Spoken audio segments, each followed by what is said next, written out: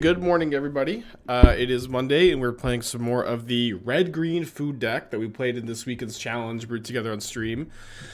At the time, I'm 15-3 with the previous version, including a narrow miss of top 8 of this weekend's challenge.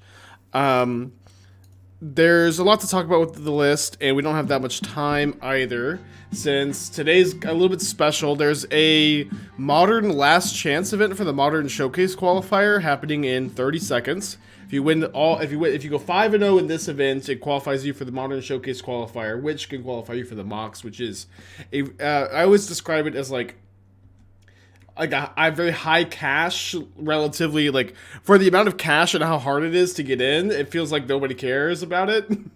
Or like you don't ever get as much clout for it as I think you deserve for the MOX events. But they're very prestigious, very competitive, very hard to get into, and this is the qualifier for that tournament. Steelseeker with the 10 months, generic with the 4. That was the 10. Steelseeker continues to be nuts. We've basically the big changes here are that we've cut the 4th Mutt, the 2 Trail of Crumbs for the main deck for 3 Fable of the Mirror Breaker, and I cut the Yavimaya for a Gingerbread Cabin. This is a bit more experimental, but there were enough spots, especially in the deck with Wrenn and Six, enough spots that I wanted the Gingerbread Cabin that we're trying it today. And then I cut the Trail of Crumbs from the board and the 3rd Endurance for 2 Veil of Summers. And immediately getting kind of boned by this Gingerbread Cabin. Classic. Oh man, if this was a Yavimaya, like I'm maybe keeping this. Let's go to Mulligan to 6 though. I think if this was on tap land, we could consider that one a bit more seriously. Although this hand is very good. This hand is very good.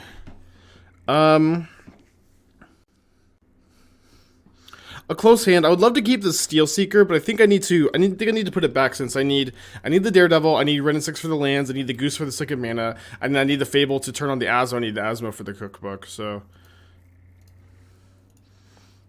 seems like that's the card to put back here. Yeah, I started the stream a little bit early today so I could just like talk over the changes very briefly and still have time to not make my opponent wait too long in this last chance. We will drop at 1 loss in this last chance event and just kind of focus more on the leagues. I don't usually like to play these on stream because I think I don't ever play prelims on stream because I think they usually make the pace of the stream go weird, and I'm not usually lacking on qualifier points because I don't play like the MOX events that often these days. But this one corresponded at a really good time. It's an event I'm interested in, so I'm playing it today. Dago, 9 months, thank you. Okay, Ragavan, please.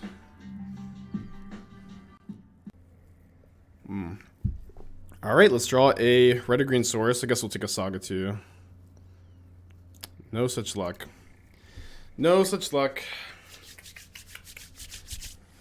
Pass back. Looks like we're up against Scam. Scam was actually what knocked us out of the top 8 of the challenge. But it was also like we won game 1 really handily, and then in both sideboard games, we got kind of wrecked by Hidetsugu Consumes All, although in both sideboard games, it looks like we had a chance to beat that card. Okay, maybe not Scam if they're going to play Zator's Proving Ground. It could be Creativity. And we get to play a game of Magic as we draw our 2nd land. Better late than never. This could definitely be a Gingerbread Cabin game as well. Very likely to be one. Reading Painbow, great username. Thank you for the 1 year. Yeah, so yeah, I cut the Yavimaya for the Gingerbread Cabin, where it's like the Yavimaya obviously works with the Gingerbread Cabin, but you just kind of need a density of fetches and fetchable targets to play Gingerbread Cabin, if that makes sense. Okay, so we're up against Jun Saga, probably a great matchup. Zabat with the 11 months, thank you. Yeah, Steelseeker's been phenomenally good. I also just finished writing the initial deck guide for this list, although the guide is going to be a few cards different from, the deck today. Keep an eye out for that.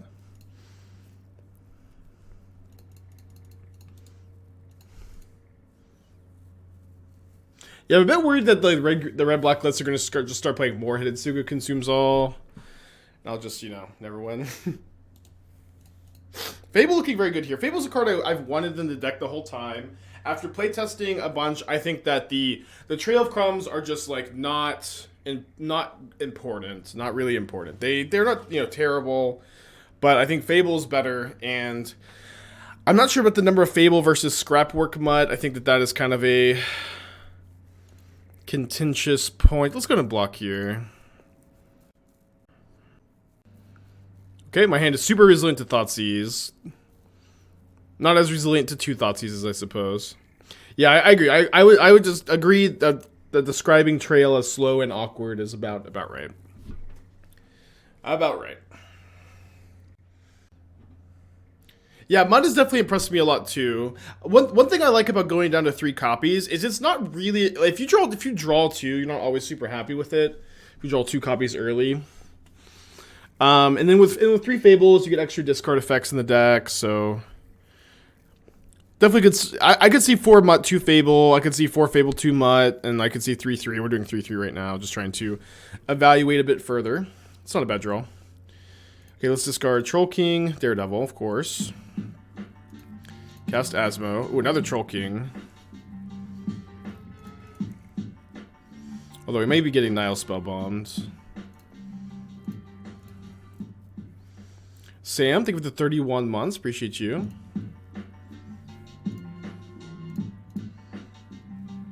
What, going down to 3 Feasting Troll King? I don't know. I am honestly like... Sorry, I meant to discard the Daredevil. I'm honestly like a little shocked at like the Feasting Troll King slander. I mean, where this card is just like is such a powerful synergistic spell in the deck. It does this a lot, where you just like dump a 7/6 into play. You could go down to 3, especially since like you know, I guess you don't really want to draw 2 all that often, but it's just like people. I think it's the stupid what's the card called?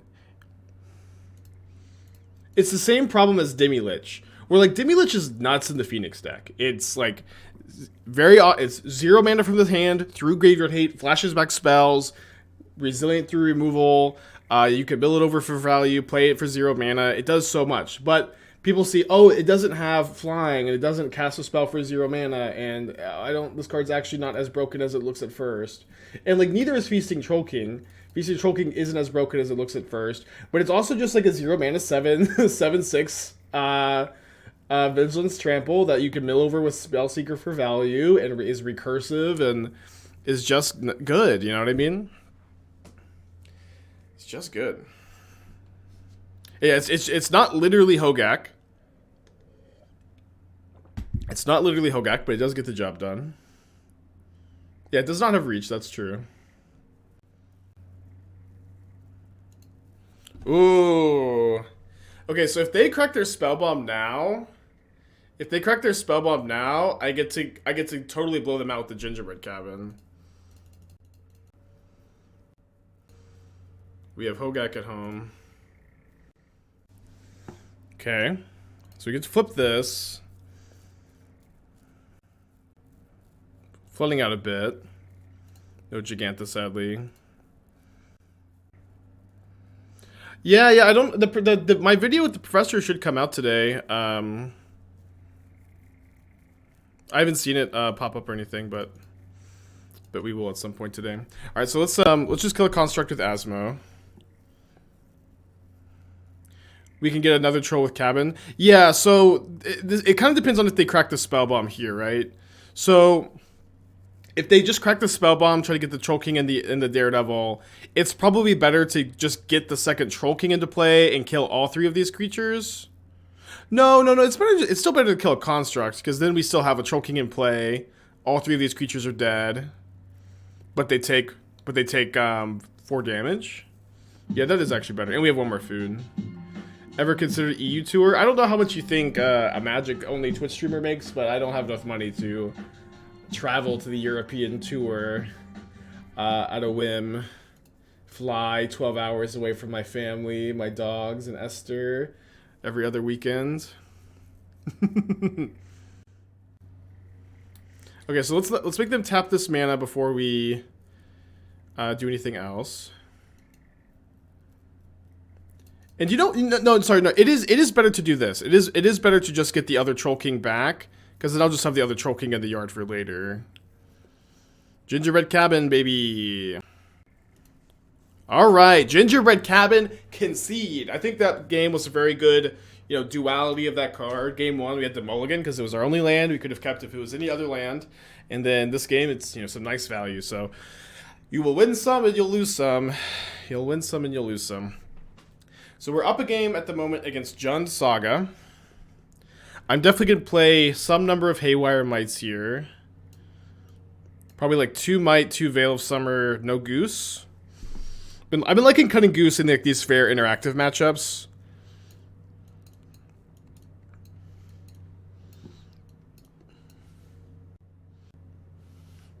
Although we could also go up a Boseiju too as like the 21st land. I've been doing that sometimes when I cut the geese. So if we do this, we cut the 4th Troll King against like more graveyard hate coming in. I've been cutting the 4th one a bunch. Have I tested blue-black food, splashing for Mite? Yes, we did. We played 1 league with that on Friday. We went 4-1. It felt great. It felt very, very good. It is a deck that I would be like very likely to register for an RCQ right now. Although this deck has also been very good. It's also true, like if you look at the modern meta, it's like all like fair decks right now. And so like this is like a great metagame for this strategy, which is part of the reason why I'm wanting to play this while it's good, Thank you for days, 18 months, thank you. Yeah, all these years later, Gingerbread Cabin. Yeah, these Eldraine lands are very strong. Dwarven Mine is quietly like a modern metagame defining card and gets no credit. Yeah, I'm very excited about this deck. I mean, this is just like what it's all about, We have an awesome brewing session on stream on Friday. We 4-1. I'm really feeling it. We have a really good run in the challenge. We 5-0. We 5-0 our league also. It's just what it's all about. Just like, and we do it with like an uncommon that is like seemingly just on like not on many people's radar. Steelseeker. This is just what it's all about. Definitely a very hard card to evaluate, but at the time of writing, I am loving the card.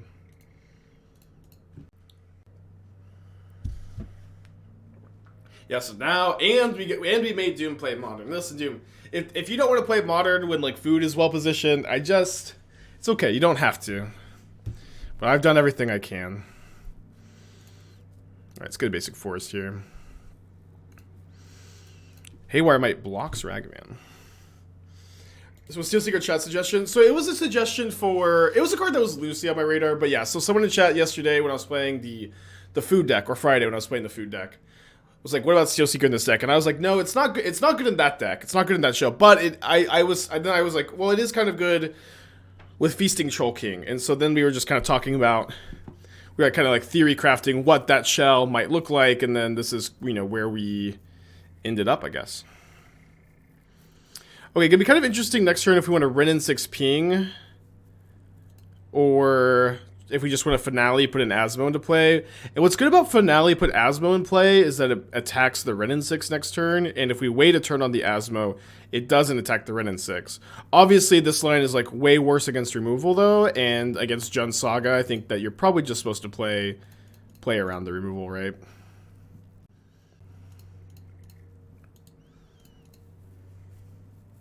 Could this deck work without Wrenn and Six and Saga? This deck could work without Wrenn and Six. I think that you could play the 4th Fable, 2 Trail of Crumbs, or 4 Trail of Crumbs if you want to go more budget. That would be fine. This deck does not work without Urza Saga. It is very difficult to play a deck with Cookbook and no Saga, because those 2 cards are just, bread and butter. You usually need those 2 cards with each other.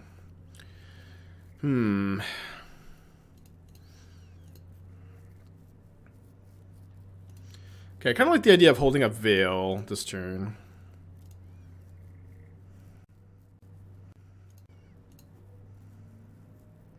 Can Steelseeker see some sort of Cheerios combo? Yes. Yes. Hold on. I've had something in my drafts for a long time, and that I needed some redundancy for, and Steelseeker is that redundancy. Hold on, let me pull it up. I don't think it's gonna be good, but hold on.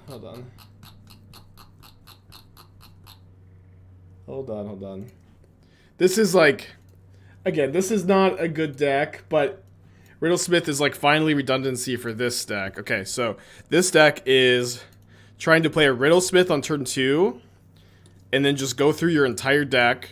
Just like get all these artifacts in your yard, and as you're going through your deck, you need to find a Dance of the Manse.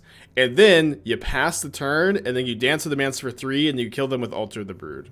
Or 3 mana, one for X equals 1. And so I'm like the whole time, like, man, you could almost do this if there was like a second, or if there was a redundancy to Riddlesmith, and Steelseeker kind of is that redundancy. So this deck is not, you know, not a deck I would recommend playing, but okay. So if I block this Goblin Shaman, my opponent can ping here. Yeah, let's just let the renting too. Yeah, definitely lost the sauce. Definitely not like you know, a good deck, but it's kind of cute. Like I probably not something that we play on stream unless we're like really feeling like we're gonna get, you know, have some fun on a day. But I have a lot of like little like I have a lot of like brews or whatever that start like that, and like eventually a card gets printed, and a lot of times it's still not good enough. But Shieldred? I mean, that's fine. I'm just kind of surprised. Good against my freaking mutts, huh? Okay, so let's play Saga, play Cookbook, play Mite, play it on blocking Shieldred, killing the Fable in combat, or if they ping, we just do this in response. Gigapop, 12 months, thank you. Sadly, I couldn't get my cabin this turn to kill the Shieldred. Interesting at the Yavimaya Academy, they seem to work well together. Yeah, obviously they work well together, but the issue is, like, you're a 20-lane deck with 4 Urza, Saga, Boseiju, and that needs to play 8 fetch lands, and you just, like, I was interested in having 1 extra fetchable target anyways, but you can't cut a fetchable target. You need, like, at least 6. You can't cut a fetch land because you're a Wrenn and Six deck. I think you need 8 fetch lands. You can't cut a Saga. You either cut a Boseiju or you cut the Yavimaya, and I think it's better to cut the, Boseiju. Sorry, the Yavimaya. Okay. Yeah, just have to go block here.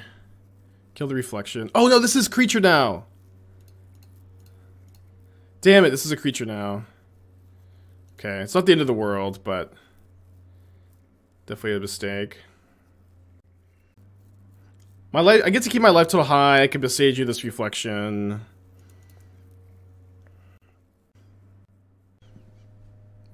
They get back Peatland instead of the Proving Ground. Gain 2 life. Shielded is very interesting. I feel like it's not a card you really want to play in Modern.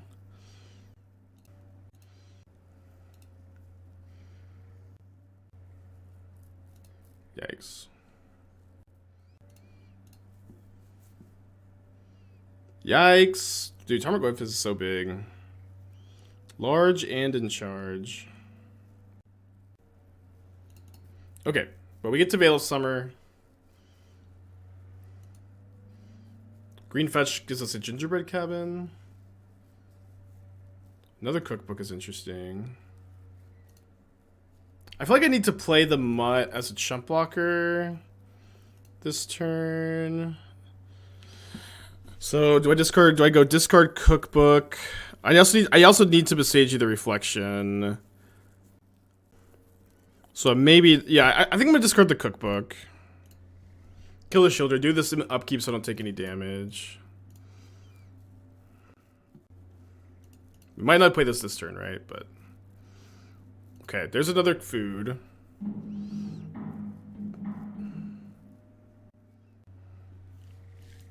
These Goyfs being 6/7s is really bad. Okay, so Boseiju this. But then they have 2 6/7 Tarmogoyfs. So I'm like chumping one with Asmo, taking 8. And they still have this Wrenn and Six plus, you know, mana. Oh, but we get to block the We get to block the Goblin Shaman because we can get a food token off this. So we can have a 3/3 block this.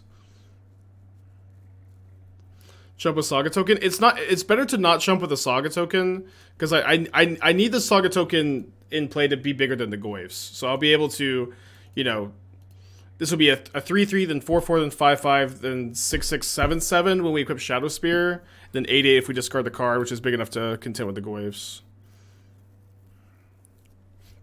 Hey, the Saga token is worth more than the Asmo right now.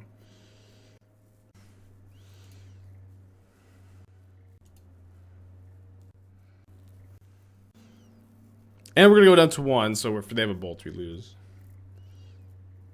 We're also up a game.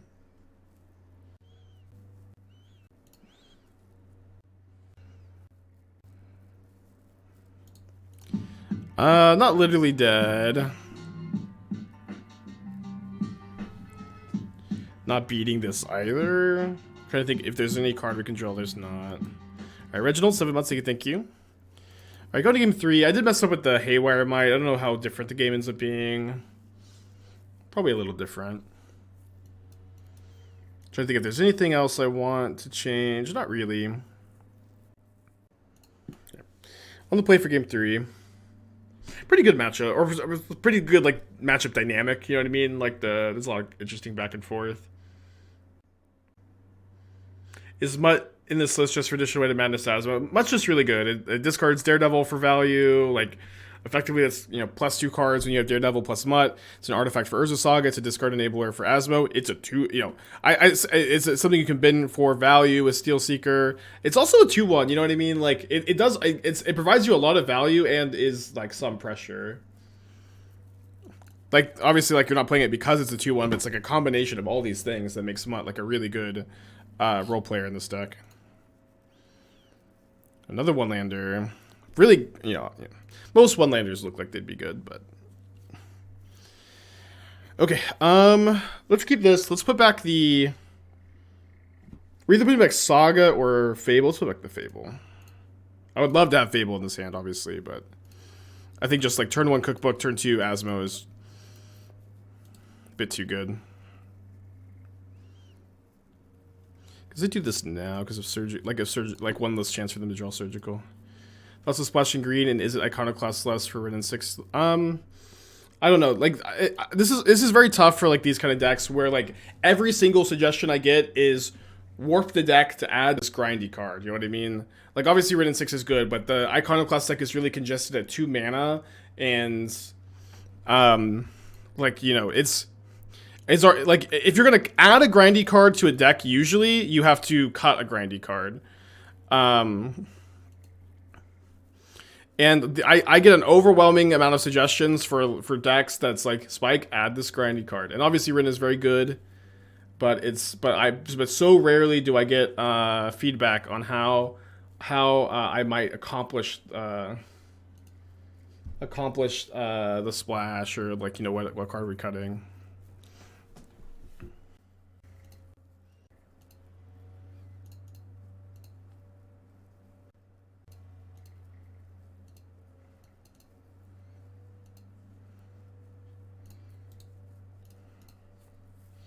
We lose Gigantic Companion from Finale, Feasting Troll King.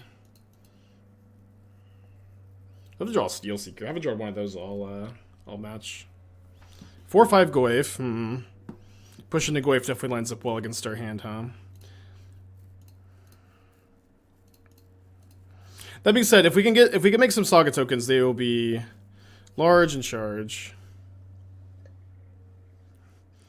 Notice my testing thought Caster Dead more like the Saga seems the best swing con. Figured looping can help them. Yeah, I mean looping Sagas is good, but it's also like as soon as you start messing with the artifact synergies, you just become closer and closer to Murktide.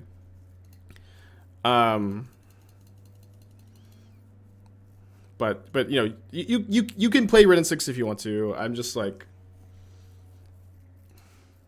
I don't know. I want to keep a density of draw spells in the Iconoclast deck. I want to keep a density of artifact synergies. Ooh, we drew a Steelseeker. I would have loved. It would have been so nuts to have drawn that last turn. I do have to make a Saga token here. Next turn gets weird if I don't draw a land also, but we'll see what happens. Okay, just cycles a Triome. Maybe they have Boseiju as the removal for my token. If they just attack, I make a token, they Boseiju, then I have the land. We'll see, we'll see. I've seen Spider's Place play Vial and Hammer. It's like not that bad, but yeah, you don't want to play Vial, Goblin Engineer, Dragon Engine. It's just, I don't know. Well, you're lost in the sauce. You're lost in the sauce. But yeah, I also, people just be like, let's add Vial and Goblin Engineer and Dragon Engine to Hammer. A Hammer time is a deck that doesn't have that many flex spots. It has some. It doesn't have like literally, you know, like that's 9 plus we probably have a couple other engineer targets, so like at least 10 flex spots. 10 is so many cards. Just not room. Okay, obviously love that they just can't attack. Worst case, next turn equip Spear. I mean, I feel like we're very unlikely to ever equip Spear next turn. So it's like worst case is they just have removal for my constructs and I can't do anything with the Spear, right? Okay, we drew a land. It's actually kind of, it's like a little awkward. I would prefer to play the Steelseeker before the cabin, obviously, but it is just best to make a second construct. Probably getting Mishra's research desk. I'm trying to think. I guess that Haywire Mite as another blocker is kind of interesting too. I'm a bit worried about like Hidetsugu consumes all, but they also show me Force of Vigor, so I feel like if they're playing Force, they're less likely to be playing Hidetsugu.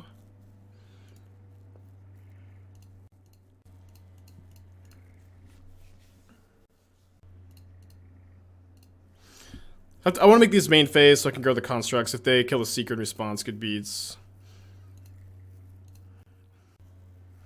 Don't need another cookbook.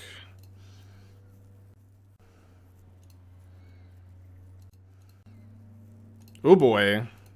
Spike, do we have to play Feasting Troll King? I don't know, Spike. I don't know. Yes, you have to play Feasting Troll King, I think. Yeah, yes, you have to play it. It's just like it ties the room together. It's pretty good.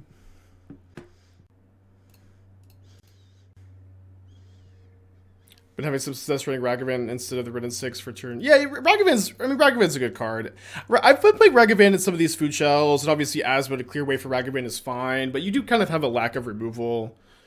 But yeah, I mean, I don't think that like adding Ragavan is going to give you terrible results.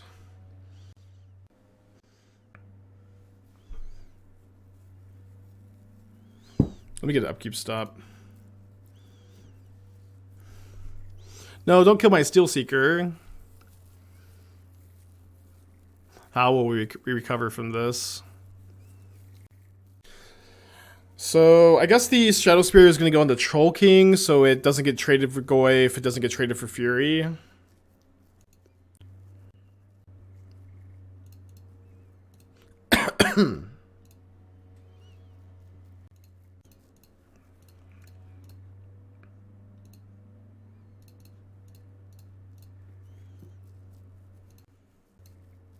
And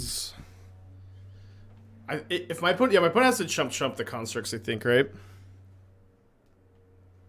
Maybe they had to anyways. 13 power. Yeah, I guess maybe I should have put the spear on the construct because I think that's even lethal. Thinking about it a bit more, because that's 12, 14, 14 trample. We have a total of 7.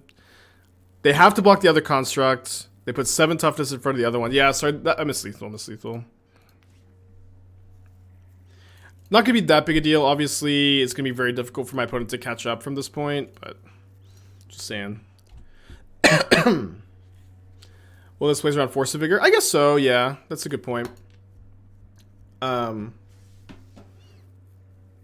that like it intentionally plays around it. So not really like peg them as having it. The cabin's been a really nice addition. I wasn't sure if you wanted it, but this is only my first match with it, but seems good. Jeff Cat, 15 months, thank you. Opponent has not conceded. Okay, GG's. Loves the quiche content. Shout out to Esther, huh? Shout out to Esther. Okay, so today's a bit weird because that's not a league that we're playing. That was the Modern Last Chance qualifier. If we 5-0 this Modern Last Chance qualifier, we get into the Modern Showcase qualifier event, which is 1-0 in the Last Chance. 1-0 in the Last Chance. On the draw, it gets a Kahira the Orphan Guard. Okay. With a hand that's very close. A hand that might actually want to play an Urza Saga on turn 1. I think on the draw we're supposed to keep this. We have so many good draws. Probably gonna play Goose on turn 1. This hand's really good if you draw. Obviously, Cookbook, land, potential Fable if Goose lives, Finale if Goose lives, Steelseeker's fine, Mutt is good. A lot of good draws here. Oh, there's the Mutt.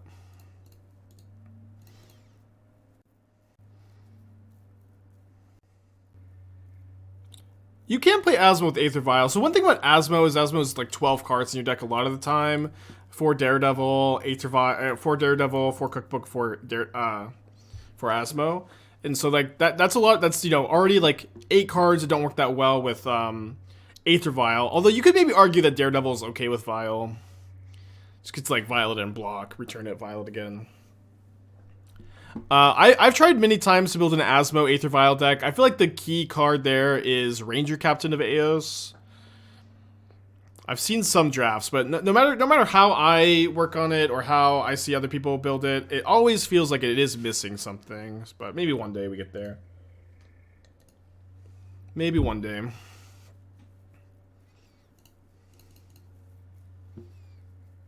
What about the Greasefang Asmo deck? I don't know, it was okay. It was probably like, it wasn't the best Greasefang deck I built, and it wasn't the best Asmo deck I built, so. No, not a glowing review, I guess. Holding up Counterspell? Well, if they're playing Windswept Heath, they may be playing like only 3 counterspells in their deck. But it could be an okay read. I'm okay if they counter this, though. Also, red-white Asmo Vial Trash. Yeah, when you play Trash too, that's also like at least 6 cards that don't work with Vial, and so that's like 10. It's tough. It's, you know what I mean. Thoughts on Shape Anew, Portal to Phyrexia deck that's been popping up. It seems okay. Like the Elementals version looks fine. I don't know that the Shape Anew like really solves any like matchups where like for the most part Elementals is good against creature decks. Ooh, I mean, I've got a Wrenn and Six in my hand. This is great. For the most part, it seems like it doesn't solve any super meaningful matchups for you. And I've been looking to try to play it in a different shell, a shell that is not Elementals. I've gotten kind of close a couple times, but I'm still hammering out some details, I guess. Ooh. Yeah, I actually think Steelseeker is so good that I'm gonna wait a turn on Wrenn and Six, get back Saga. Just get the Steelseeker going.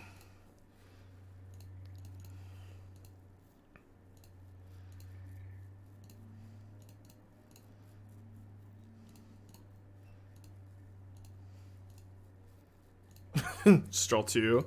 Although not 2 super relevant cards, admittedly. I mean, yeah, Steelseeker, this card is crazy. It just is that card, you know what I mean? It's that card. So I could upkeep Cookbook. One issue with upkeep Cookbooking is maybe Endurance. I honestly think you're a bit too high on Seeker if you pass Rin Saga, which impacts directly and heavy the board. I think you're low on Steelseeker, honestly. Could be wrong. It's debatable for sure. I'm not saying I'm definitely right.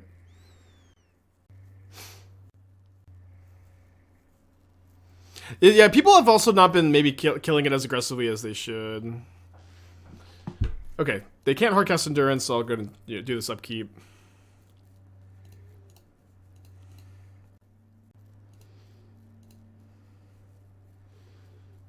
Yeah, I'll keep that.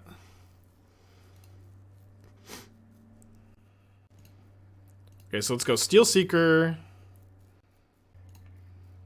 Fetch a cabin. Then we can attack for 3 and ping the Wrenn too if we need to. We could also make a food token. Probably go to attacks first. Another Asmo. Seems good, seems good. So let's just say no to this. Attack the Wrenn.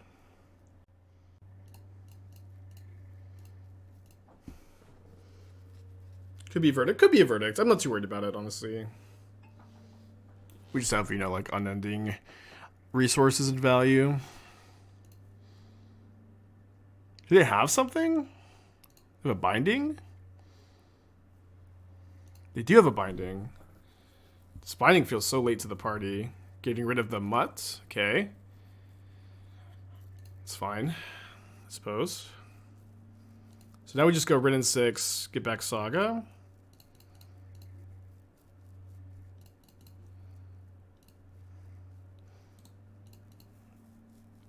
So I know I want to draw this Asmo, so I'm going to try not to shuffle.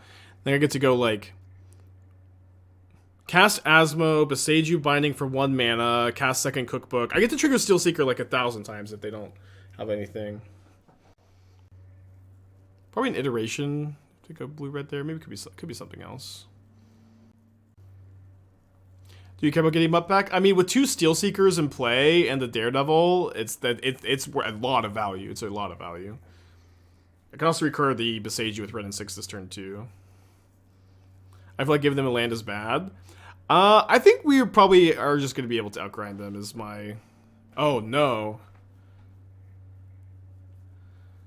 Okay, look, I'm going to say no to this. I'm going to say no to this. Because I can use Boseiju to cast Asmo. This is fine, this is fine. They shock in the Steam Vents. Okay. Any consideration to Boseiju Unbinding response, you can get Wrenn and lower. I think it's just better to cast my own Wrenn than to do that, but I also kind of want to get this trigger again. Okay, so Steelseeker, Saga, channel here. Oh, the Mutt is also my discard outlet. The Mutt is also a discard. I got the Boseiju is too. Okay, so Saga, Steelseeker, channel Boseiju, cast Asmo, cast Cookbook, pick up Boseiju again.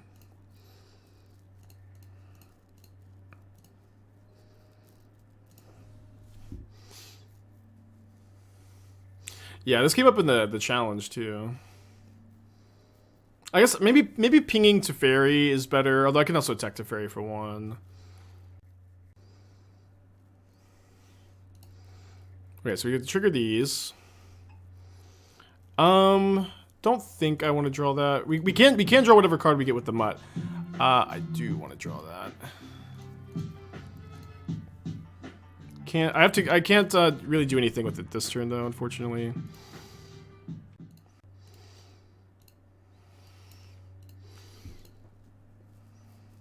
Questing Bay, thank you for the 13 months. Appreciate you. Saga into the hand. Saga into the hand. Steelseeker is it's just that card. What can I say? Another Finale. I think we can probably just afford to draw next turn. So then I'll attack the Teferi for 1. And if this works, I'll pick up Boseiju. And if they somehow, if they've waited to Solitude, weird, but I guess.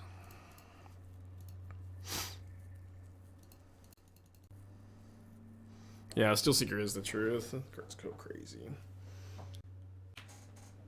Risen Reef for Azodex, yeah. Bertoni, 8 months.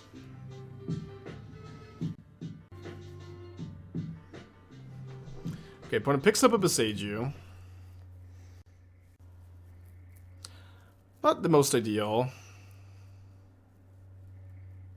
Oh, that is super ideal. I'm gonna shuffle away the finale. I think that's fine. Although, yeah, well, I guess they're probably not gonna channel twice. Aether Claw, 20 months. I think that they should have killed my cookbook. I think it's worth a lot more. Let's get some explore triggers. Probably just gonna ignore the Wrenn and Six. They're at 9.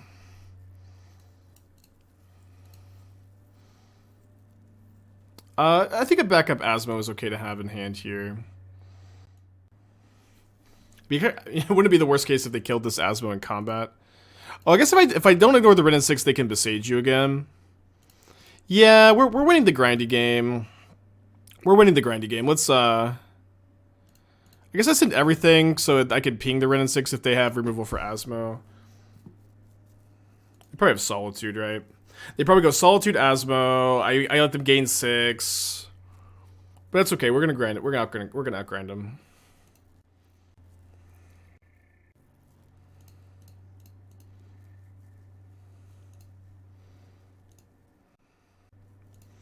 I haven't found a Feasting Troll King off of any of these Steelseeker triggers, but I have a feeling that might change in a second here.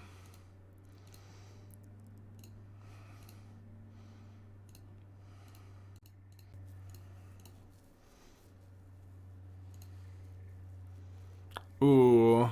Yeah, I guess I could graveyard that. Don't need that. Graveyard that for a little tiny bit of value. The cringe value. So I'm looking for a freaking Feasting Troll King. Guess I should have cookbooked instead of this. Come on, Troll King. We're 35 cards deep in our deck. No Feasting Troll Kings revealed.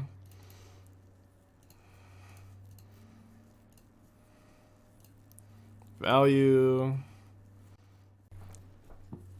Alright, I think I'm not gonna high roll the card underneath Fable being a Troll King. We'll just go ahead and like have a good draw for next turn. Gotta make sure we have enough gas left in the deck.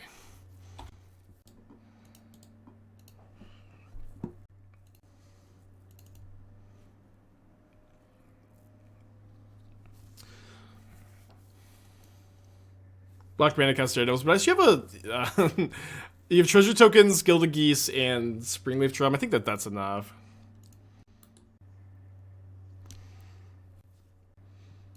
I think this is how I sideboarded last time. I think I'm actually just gonna play 2 Geese, 2 Mite. Seems fine. Yeah, Fable Treasure, Goose Treasure, Springleaf Drum. I think that's enough black sources.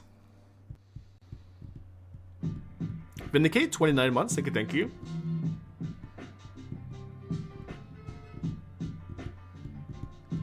May I ask why no Needle? So Needle's only good against Teferi. I'm not, like, Teferi's also, like, not that good against us.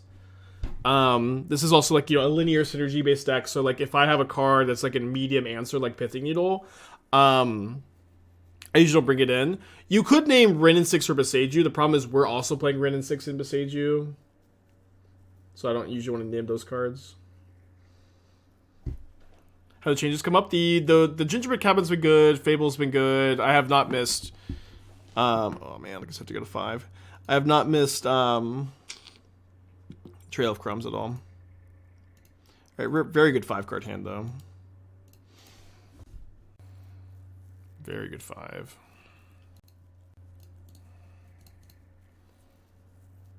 There's no combo to finish, just synergistic value. Yeah, I mean, the theory is like you're going to be able to mill over your Feasting Troll Kings and put a bunch of 7 power creatures into play. You're also like not very often going to have like 3 Steelseekers, all of those resources in the same game. That was a pretty unique game to have all of that going, especially against an interactive deck like Elementals. But also, it kind of didn't seem like they necessarily had. I'm gonna play Wrenn and Six because I think I need to use Wrenn as my card engine, so I just want to get the cards in hand. They had like they made a couple mistakes, which is definitely like what's gonna happen when you play a new strategy like this. So I need to update the record. When you play a new strategy like this, people don't know how to play against you. Could be correct to play Ragavan over Troll King. So far, it hasn't felt like you need the Troll King to win, and Ragavan seems like it'd be really good with the Steel. Troll King is way better with Steel. Like, milling it over for value is a huge part of, like, why it's in the deck. Okay, we've unmulliganed. I don't know. I like, just genuinely don't know why y'all don't want to play Troll King. Troll King is amazing in this deck. And that's probably the last thing I'll say on it for a little while.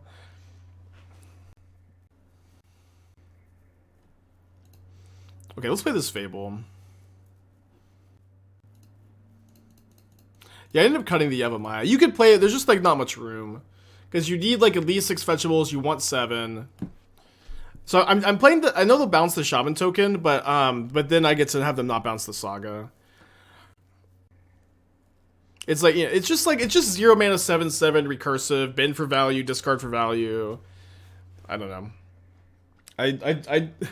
It's so crazy, like with cards like Troll King, because it's like, it's not literally Hogak, but it is absurdly good in this deck. It's a free 7/6 trample vigilance that costs 0 mana. It is recursive, and that is, I think, better than Ragavan. Gilded Goose is also better than Ragavan in this deck, I think. Okay, that's fine. We could get a Gingerbread Cabin. We could get the cabin off the Catacombs maybe at a better moment later. I might actually get... Do I ever get Steelseeker here? Probably not. Yeah, I'm just going to get Asmo. Well, I guess I might as well... Desk first. Doc, 33 months, thank you. Ooh, do they have Counterspell? We have Counterspell. Okay. We could play Fable next turn if we wanted. I think you usually want to play Fable first. Doesn't pressure the Teferi as well, I know.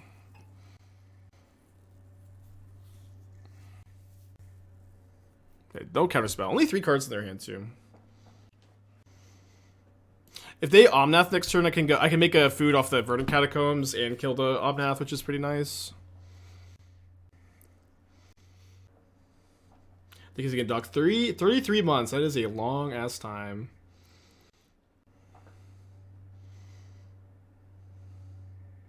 Any chance to go back to the Blue Red Iconoclast list? Yeah, at some point. I'm like super into this deck at the moment, though.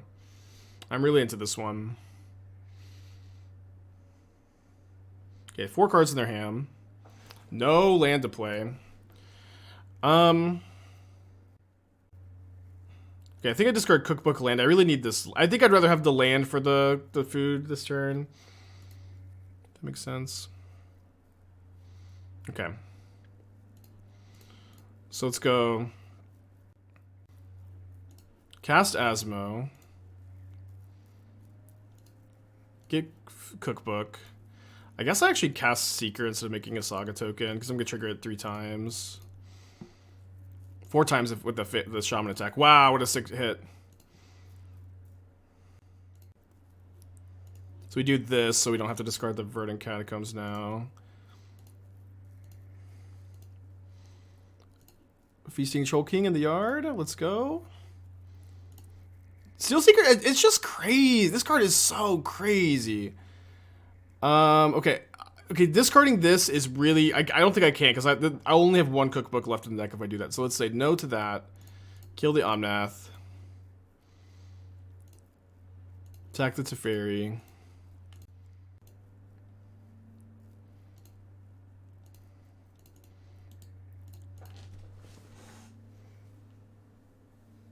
And the next turn I get to draw Cookbook, put the last Cookbook into play too. Been lurking almost 3 years. I mean, you've been more than lurking, Doc. Oh, I can't. You have nine over 1,000 messages in chat. Long time friend of the channel. Oh, yeah, this is a mold of 5. It was a really good mold of 5 though. This deck probably mulligans super well because you're a Wrenn and Six deck. Was Steelseeker even on my radar? Not really. It was one I like reevaluated on Friday, I guess, after. But it's just like part of why Steelseeker is like back on my radar was Mutt. where I had like loosely considered it in this kind of shell before, but doing the math, there was like, you had like 28 cards that you hit for value, which is probably enough, but I'm like, I just wish I had one more card. I had that thought when I was looking at it earlier, and this was after my video or whatever. But then I was playing with Mutt more, and like, okay, Mutt is actually really good. Mutt is actually really good, and then all of a sudden, boom, you have like 32, 33 good hits with Steelseeker, and then like on Friday we talked about it again, and just like all came together super well. Just like, you know, kind of a eureka moment, which is what it's all about, baby. It's what it's all about. So where did they Boseiju here? Oh, alright, it's fine. Do you consider Tranquil Thicket? You could play Thicket. I think it's like the mana base is already pretty stretched is the problem, but you could play it.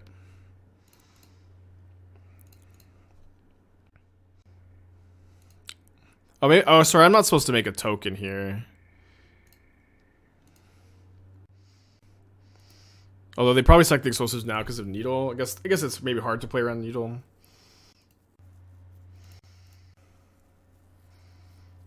Can I draw that? Do I have a Mutt? I have a research desk. Okay, let's go to combat. 2 at Teferi, 4 at Wrenn. And if they sack this, Wrenn just takes 1. That's fine. I wouldn't hate that. I'm gonna get to trigger these so much. I think I just need to go for more value. I can like pretty likely find a Saga this turn. Do we not have Needle? No, I wasn't really expecting engineered explosives out of 4 color, to be honest. Okay, anything to do with the treasure? Not really. That's fine. So we get to Troll King here.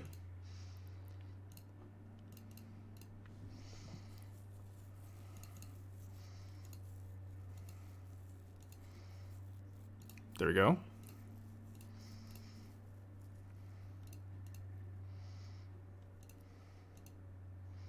Yeah, let's keep that on top.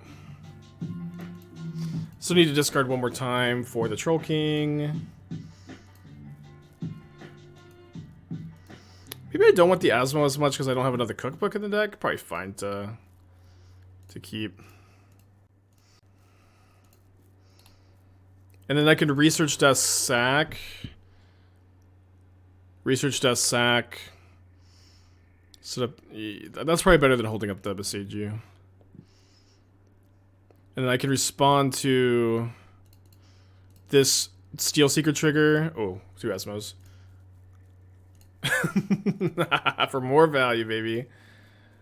This card is insane. This card is so insane. Tashi been playing this deck for 5 or 6 leagues, but fire, yeah, this deck is nuts. 6 of Tashi. Stop it upkeep for Steelseeker, yeah. Don't want to cast Asmo? I don't have any mana to cast Asmo with. Where am I fighting with the hard matchups? It's kind of like, I say this with complete humility. This is like been like the classic problem with finding a good new brew is I'm just not losing. And so I like, I think, again, theory, Tron is really bad. I'm 1-0 against Tron because I had Wrenn and Six Boseiju. That's probably not going to get any better or much worse. But I imagine that like the linear combo decks are going to be, combo big mana is going to be tougher. But there's also just like not very much of that in Modern right now. It's like all like creature decks and fair decks. Yeah, against Tron you kind of have to just like all in on Wrenn and Six Boseiju. Scam is bad because of Hidetsugu. I don't know. So I did lose to Scam. Game one against Scam I think is amazing matchup for you. And then in sideboard they have like exactly 1 Hidetsugu against you, which is so hard to beat. And I lost to the one of Hidetsugu in games 2 and 3 yesterday, or for Saturday. But I don't know that I would say that that's a bad matchup when they have like 1 sideboard card that's really good against you. It was even like we could have beaten it. Like we were like not super likely to beat it, but like we were not just dead to it either.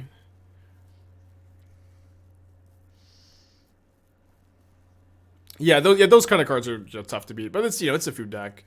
It's always like that. All right.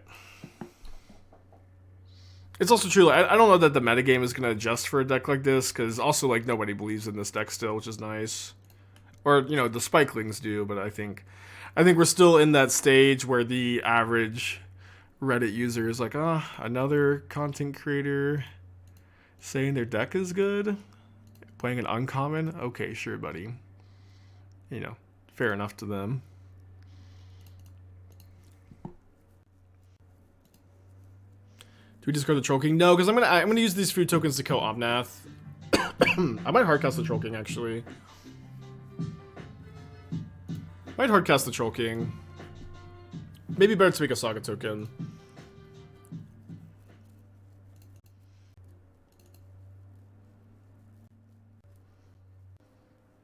Okay. I can just Boseiju that if I want to. I also don't have another cookbook in the deck, so that doesn't really do anything. So I could just go Saga, Spellseeker, Saga, Steelseeker.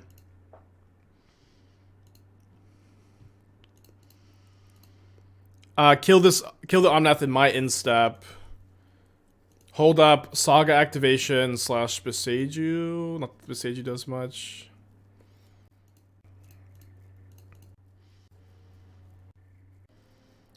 Could trigger this now. I think maybe playing around Verdict is fine too.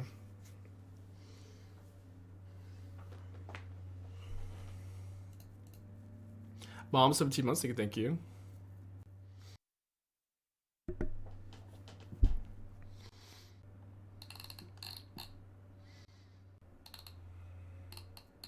I have 2 months in the yard? 1 month in the yard. I played this deck versus Breach. Yeah, I think I'm 2-0 against it. I think you're not favored game 1 and you're pretty favored in sideboard games, mostly because of like the mites and stuff. Okay. Only 2 cards in their hand. Picks up a Boseiju.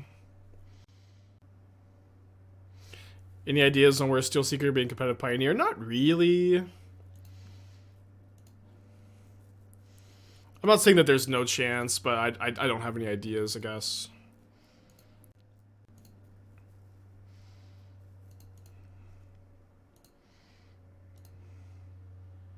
Let's keep the Shadowspear.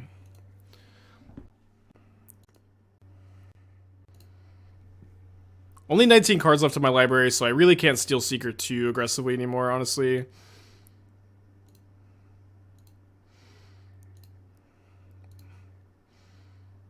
Okay, we'll keep that.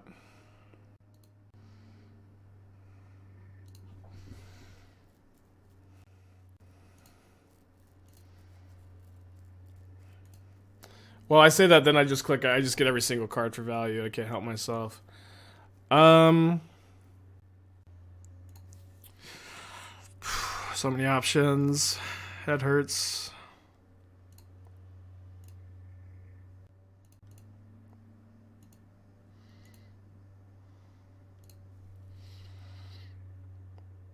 So if I hardcast a Troll King this turn, I can get back a Troll King. I need to kill this Wrenn and Six. I don't hate having... Yeah, let's keep that. Let's keep that. I don't have enough mana to play Equip Shadowspear, and...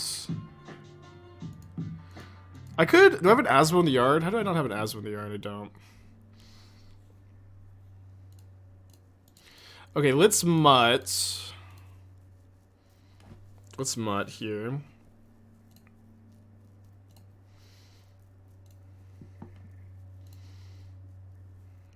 This will let me play a Saga this turn.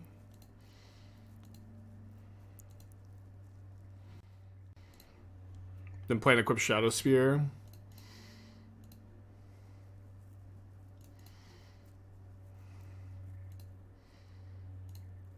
Alright, just conceding out of despair. I do have an Asmodeus there? Oh, I did have one. Okay, I totally missed that. I know, I looked at it. There's a lot going on this turn. Okay, well, I'm glad we beat Elementals in the tournament that matters, although we did lose to it in the league. 17-4 experience. Alright, let's keep this. On the draw, round 3 of the last chance. Yeah, if we flew out there, my arms are very tired. Yeah, we were supposed to dress like our guild. So I bought a shirt from Coalesce Apparel, the Draco Genius shirt. I was gonna wear that. But it didn't come in time, so I ended up wearing like the goofy Is It shirt. I was gonna wear I had a Texas Rangers like hoodie that was like definitely the right shade of blue and red, but it also wasn't like very exciting. It wasn't like a very fun shirt, you know what I mean? Here's a presentation deck I'm playing. In this deck, I'm playing Gruul Food. It is powerful, and Steelseeker is a crazy new card. Lots of card advantage, cheap creatures, 0 mana feasting Troll Kings. In the Professor video, I'm playing Is It Phoenix mostly. Or not mostly, just Is It Phoenix. Okay, so let's discard the Troll King. There's a good chance I'm going to be like playing Asmo this next turn.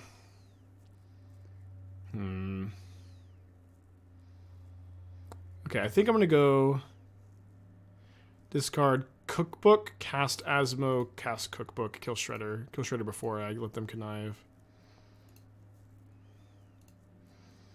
Kind of need to find a Daredevil.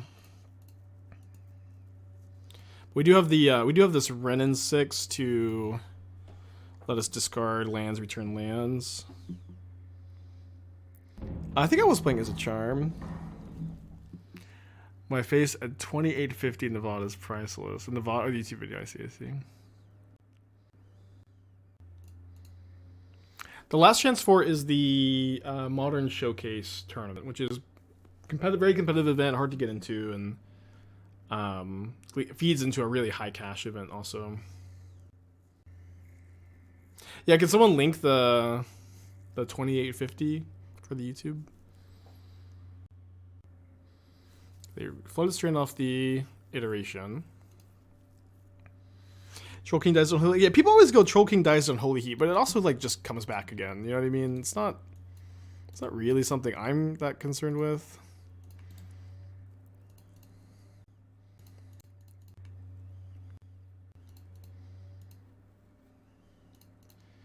Alright, let's discard the other Wren so we can Troll King here. Obviously, it comes back again a bit easier if you have an Ovalchase Daredevil, which we're not lucky enough to have this game. Can give it 7 toughness with the Shadowspear, huh?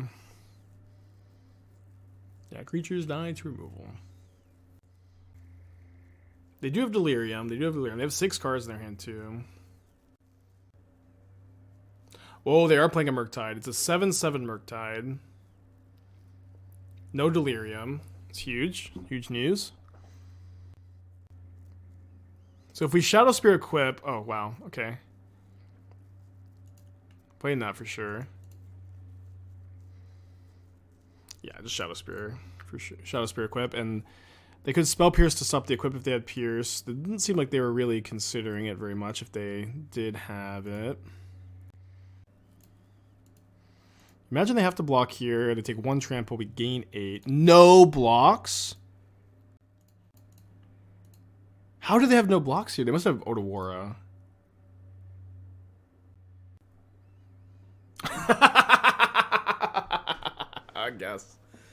I guess, huh?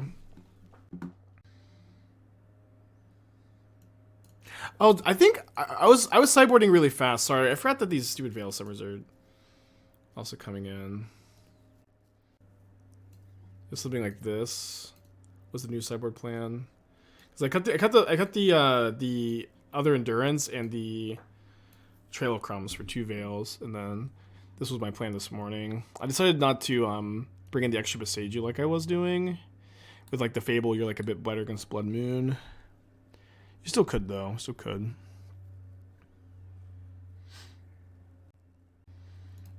Yeah, Needles for EE, which has been really popular out of Murktide lately. 1 minute left till Magic 30 goes live. Wait, I thought for sure that those were already available. I don't know. I guess they were only available at Vegas. Think in there's a Pioneer analog for Steelseeker, or are there no engines for it? There's Cat Oven. I mean, you have Cat Oven, Troll King, Trail of Crumbs. Not that that's like good to mill over, but we could take a look at it in Pioneer. It's still kind of tough for me to play Pioneer. Oh yeah, did someone link the? Is it 2820? I made a funny face. Well, that's pretty. No. Yeah. Was it 2820 or was it a different time? Oh, whoops. Always smashes. No, no. I think I'm gonna be a cow. Oh no. And say go. Negative flavor. Okay, hold on. Playback speed 0.25.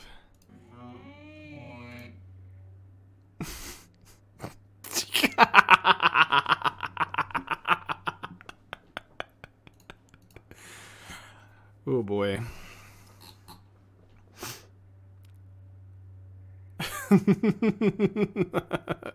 Yeah, new emote, huh? New emote.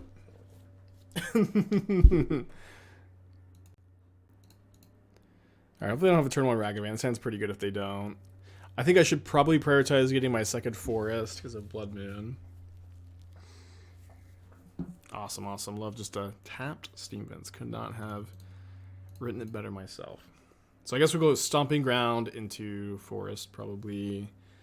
And then decide if we're jamming or what we're playing next to turn. We have 4 2-drops.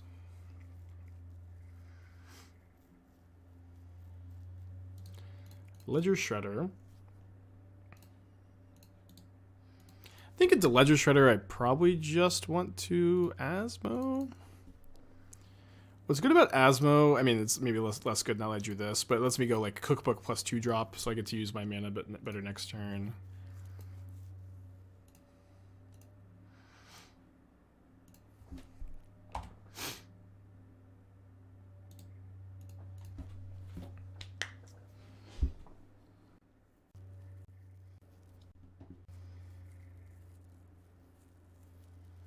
Dude, Finale is freaking $35.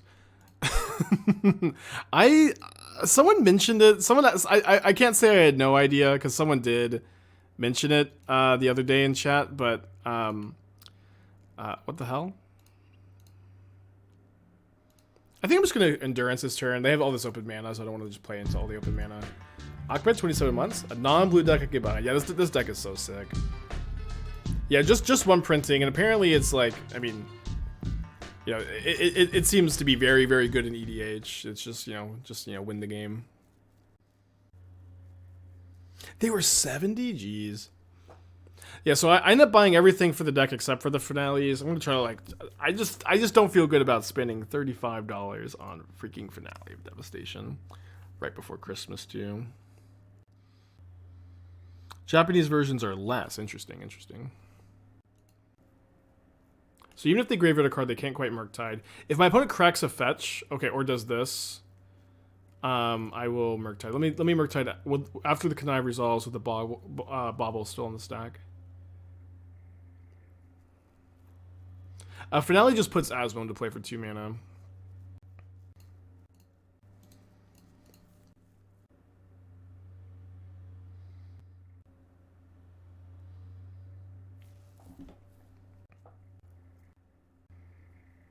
Three cards in opponent's hand.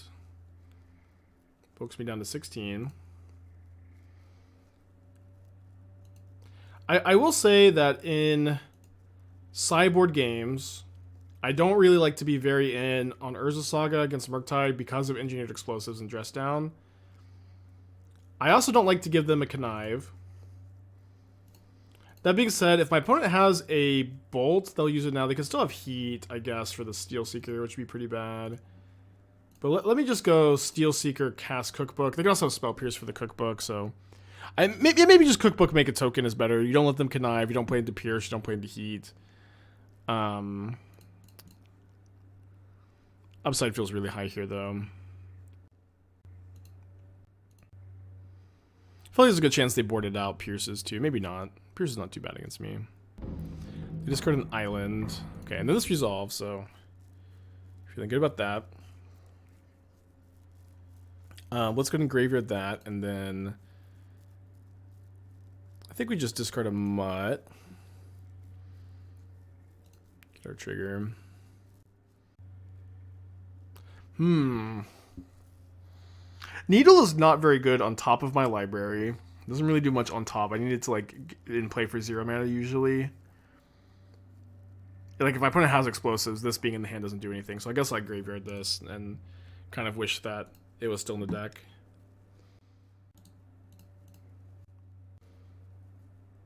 We could have Asmoed it away. That's true. I feel like I don't want to like just throw these Asmos away since like my opponent kind of like has to use removal on this one, and just like having 2 more seems really good here to me. We could have. Rest in peace, sweet Steelseeker. Fable, but not. I mean, it's Fable. It's like a good role player in this deck. It's a powerful card. I'm pretty happy with it, but I feel like saying it's just nuts is a bit hyperbolic.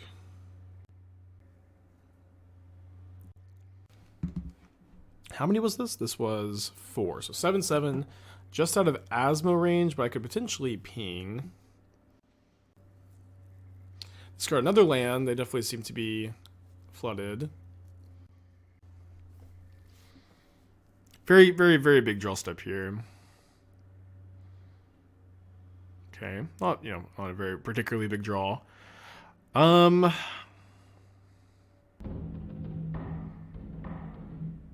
The Springleaf Drum is out of my deck too. That was actually horrible that this just hit 2 Saga targets that I kind of wanted to get. Yeah, I agree my opponent's somewhat likely to have a counter spell here. So like I really wish that I could play the Wrenn first and just see if it gets countered. Which unfortunately does not seem like an option. So I think I go make a token. Grab another cookbook. Attack with my Asmo.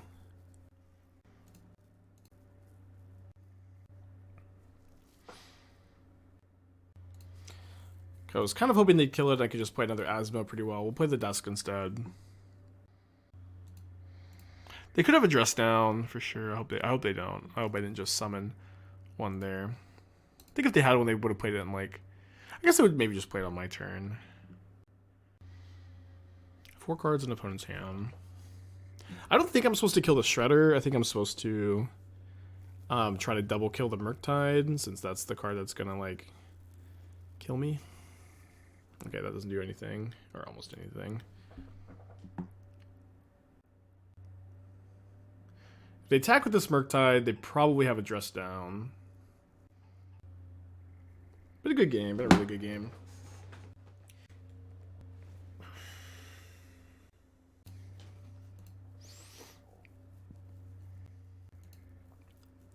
Okay, so let's discard one of my 2 Asmos here, and then probably just this one, and see what my opponent does. Okay. So I think I just start off and I just cast Wrenn and Six. Just cast Wrenn and Six. Oh no, maybe I sack the research desk, but then maybe better to keep this bigger. And if Wrenn resolves, I'll ping the Murktide, kill the Murktide. Oh no, okay, well, which is bad if they hearse themselves. I guess. So I could just attack first. If I attack, my opponent probably chumps with the Shredder. I cut the Trolls for Monkeys and Mutts for Fable. It felt good. The Fable is more than the Monkeys, though. I don't know. Like I totally understand. Like I put Ragavan in your deck, and like wow, it's Ragavan. It's good. Like, that could be fine. Troll King has also been really good. I'm of the opinion that like chat has been like too critical of our sweet Troll King. Okay. So I'm gonna have to play either one of these next turn. I don't think the cookbook does much. So I guess I'll pick Finale, which also doesn't do much. Okay. Now, I have to think, would I rather kill the Murktide, which I don't have to do now, or put a Feasting Troll King into play? And Troll King is just a lethal attacker. It's the riskier line. Let's see, my opponent's gonna Hearse, and then in response I can Troll King.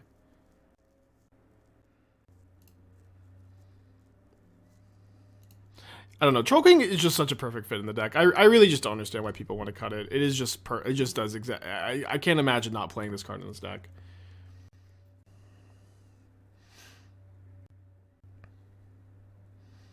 Maybe I'll end up regretting this choice too. Maybe not. They have 2 cards in their hand. That's a pretty good one. So I'm doing this now because I kind of feel like they want to crew the Hearse and then block. And so if they tap it now, they can't take that line.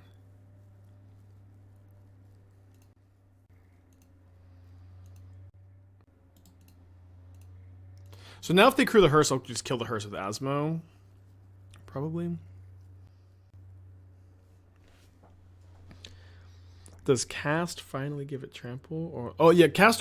You only get trample if X is equal to 10 or more, which is not something you do in this format, but it is also why the card is like $30.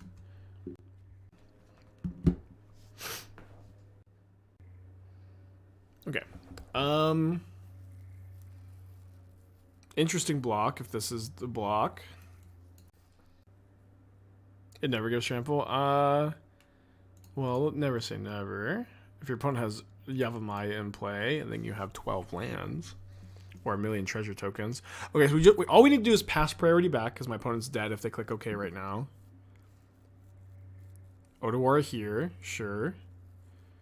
I don't feel like I need to do anything still. I do feel like I'm going to kill this. Yeah. And I guess we just get untapped Asmo with Finale. Then cast another Cookbook. Untapped Asmo good against Ragavan. Do I want one out of the library, or do I want one from the yard? I guess I'll just get the one here.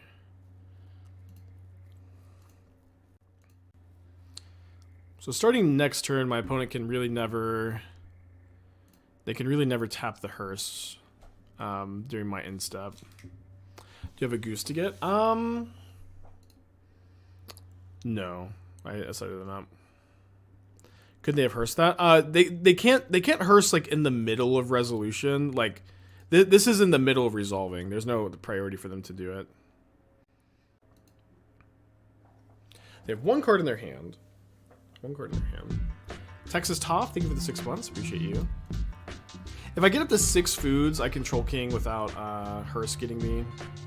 They have 1 card left.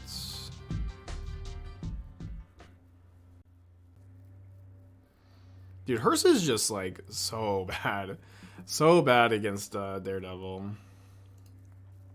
Oh, this is also a Gingerbread Cabin for me, so this is going to be a total of 6 foods. So I could...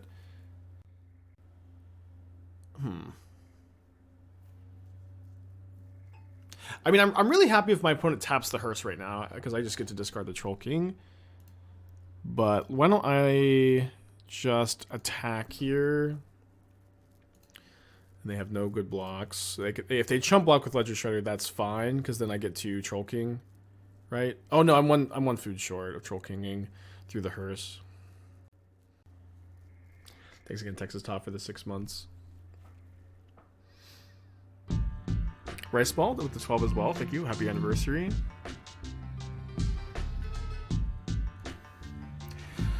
Is there any reason to do anything? Not really. I think I'll probably kill the Shredder in their upkeep just to stop any connive from happening. But let's also see if my opponent's going to tap the Hearse and make a mistake.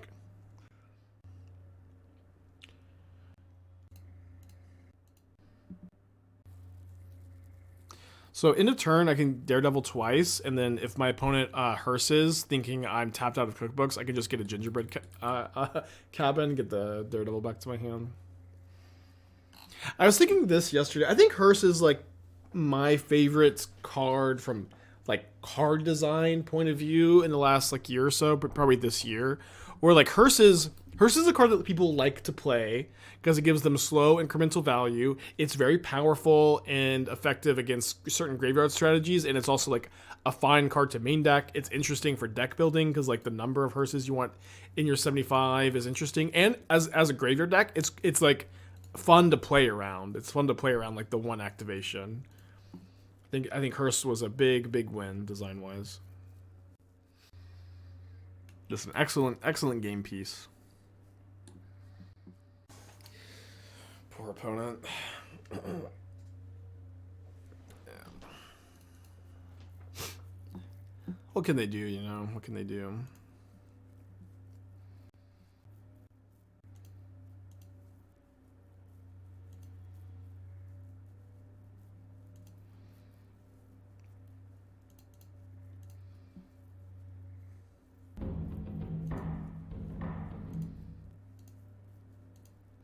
So presumably they have a red removal spell in their hand, or a Archmage's Charm.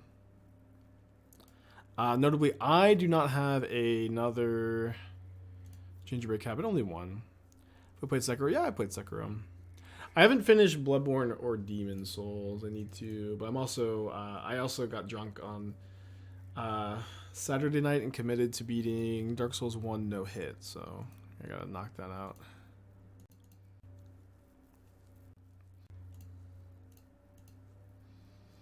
I guess we can cookbook back like a Steelseeker this turn. How did I finish the challenge? I lost my winning into top 8, so I finished 6 and 2, and I got 17th place. So I was the only X2 to not top 16. Oh, okay. 1, 2, 3. It was a pretty good match. Like I won game 1 against Rakdos. I think game 1 against Rakdos is really good, and then in my sideboard games, I lost. I could have played better in both games to maybe win. Also, I should say, but I also like my opponent drew Hidetsugu Consumes All in both games, and also like Surgical by Cookbooks, and then also drew like really nuts. Like there was a game I thought I was gonna make a comeback despite getting Hidetsugu, despite getting my Cookbook Surgical, and then my opponent had 8 mana, 2 cards in hand after top decking a bunch, and somehow the 2 cards were Seasoned Pyromancer Fury. I lost. It was crazy. Okay, we are 3-0 in the last chance. Okay, back in the last chance match. We're on the play. I can keep this hand on the play. Is this an extra round? It's extra round. So if we go 5-0, we qualify, and we're currently 3-0. For shuffleable play, did they put a bunch of restrictions on the deck? No, they gave me complete deck building control outside of the format restrictions of cards that are legal, and you have to pick 1 guild, which I think is pretty cool. I would recommend trying out the format with your friends if you're looking for something fun and casual to play.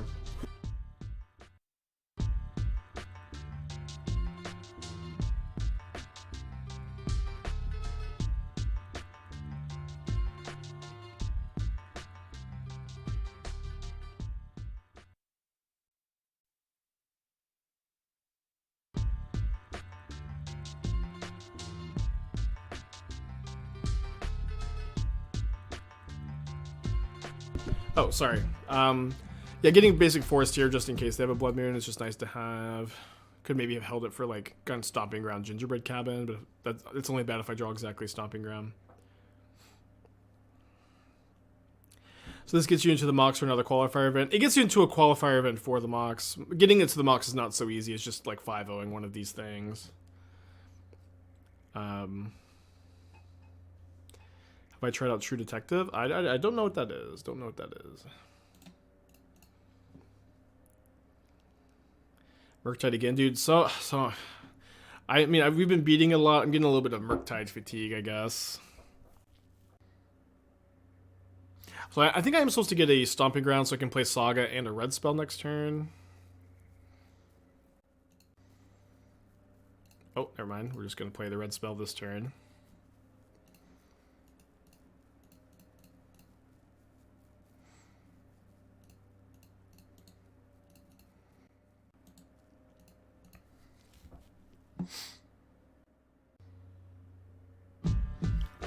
Pal, 2 months, thank you. Pledge to liking the stream, welcome back.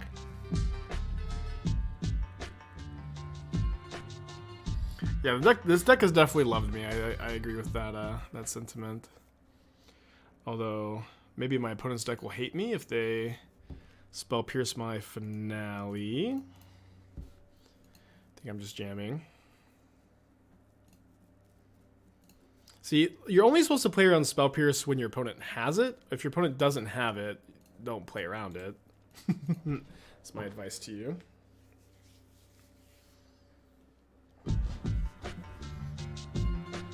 Inelegant, 21 months, thank you.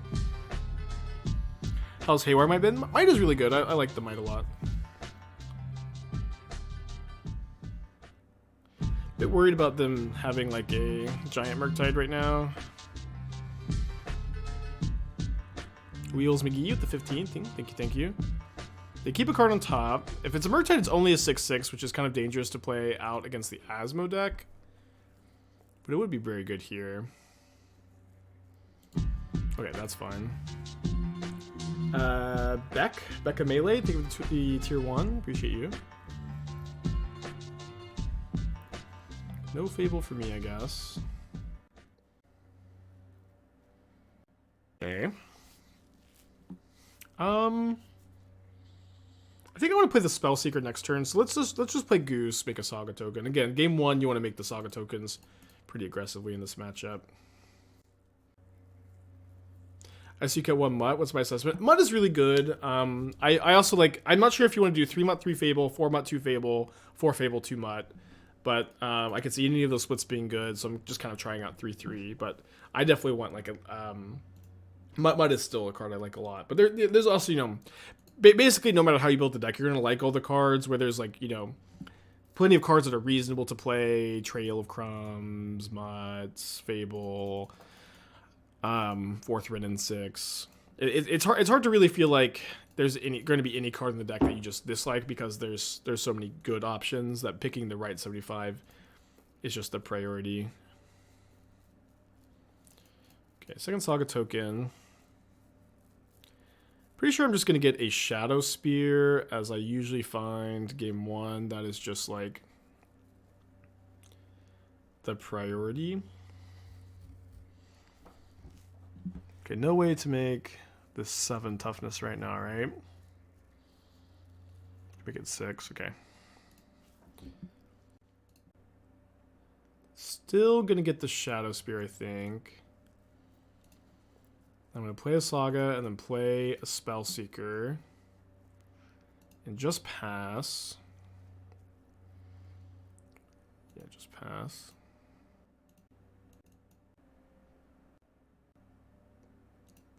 Three cards in their hand after they cast the Bauble.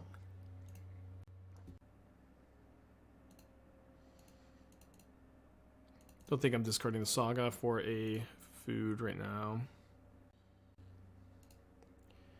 Okay, let's just go ahead and go cast this cookbook, trigger the Steelseeker, presumably.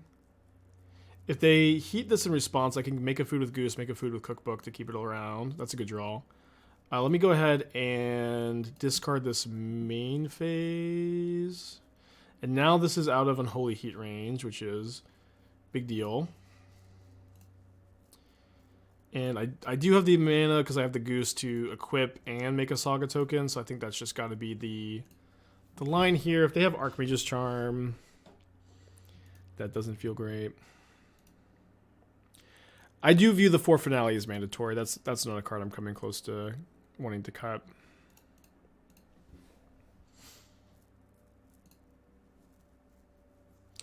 I do think I'll keep a Finale on top. All right.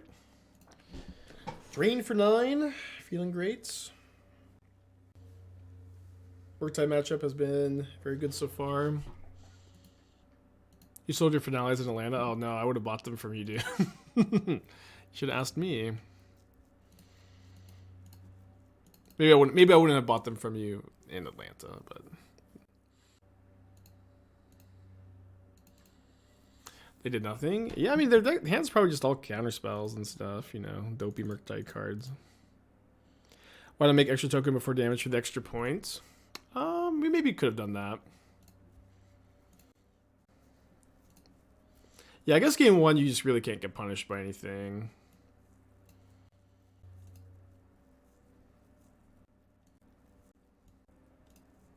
Or it's very tough. Is this what, 3 Murktide decks in a row? I think so, yeah. I mean, I'm getting a little bit of Murktide fatigue for sure, but I'm not getting fatigue of winning in this last chance qualifier. Right, sticking with the sideboard plan, cut the Geese, a Troll King for 2 Veils, 2 Endurance, 1 Needle. No, Lantern is not good against Murktide in my opinion. It does something, obviously. It doesn't have, like, no effect, but I think for the most part, it's just not a very good way to attack their strategy. I do usually like Relic. If your deck can support Relic, this deck should not play Relic. But the fact that it just doesn't cantrip when you exile the yard is pretty bad. How's Fable been? I was under the impression that you were never really impressed by Fable and anything but creativity. That was maybe something I had said at some point in the past, but I've since making that comment, I've been liking Fable in like the red-green Breach deck a lot. I've been liking it in Jund Saga. So I've been liking it a lot in like red-green Urza Saga decks where it's like has that artifact synergy to make your sagas bigger, good to copy Saga tokens, good to discard lands that you pick up with Wrenn and Six, just like in creativity. So any red-green deck with Saga, Wrenn and Six, I'm pretty interested in some number of Fables. Fable is good in this deck. I don't. So the big question right now is the Fable of the Mirror Breaker Scrapwork Mutt mix split in my opinion. I think 3/3 is fine. I think after like these few matches, I'm maybe starting to lean towards 4 Mutt 2 Fable just to like lower the curve a little bit because the deck is so good at grinding. It just draws so many cards that lowering the curve is something I'm like a little bit interested in, but it's very close. Beagle 30 months. Thank you.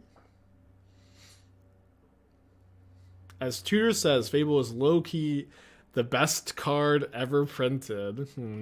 Nobody would take something a streamer says out of context to make it sound wild and hyperbolic, right? Do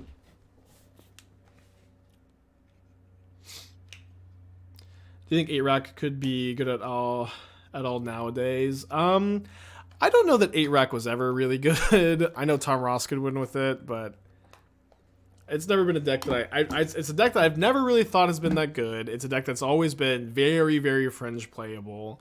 And there are, you know, it got a lot better with like the banning of Luris and Yorion, but it is still not a deck I would probably recommend to anybody. All right, let's mulligan this triple Daredevil hand.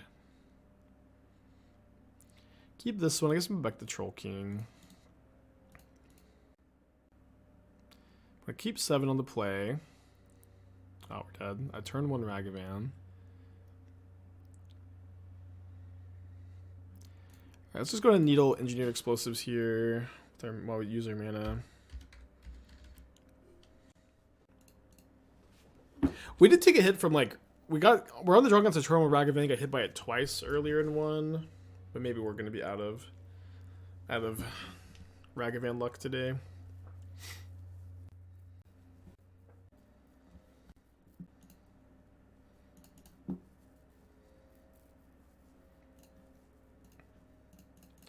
I'm discarding the Veil. Not amazing, blocks Ragavan. The Daredevil's a nice pickup. Obviously wish that was already previously in the hand.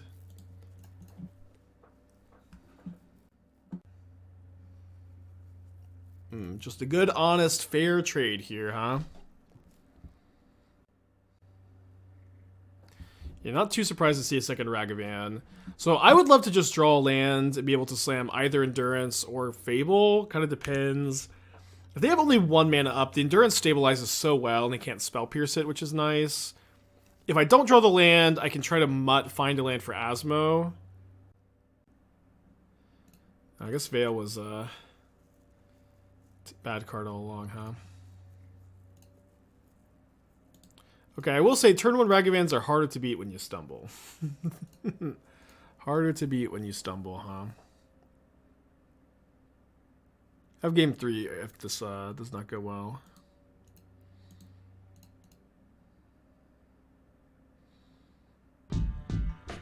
Sunbear, Twitch Prime, thank you.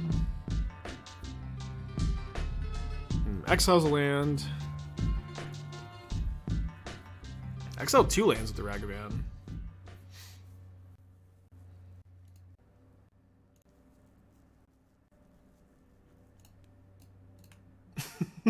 I guess.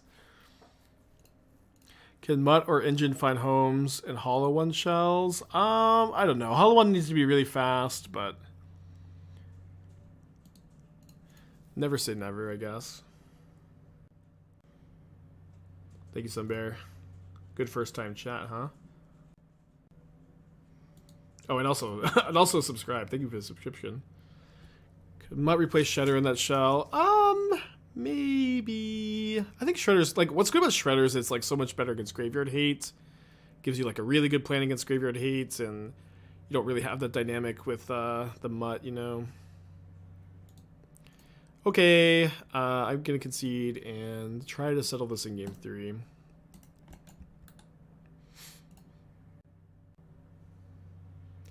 be very cool to 5-0 this last chance, but, you know. Ultimately, at the end of the day, it's just all about building good decks, showing them off, and this has definitely been the biggest hit from Brothers War so far. Ravesdog, thank you for the 7. Thank you.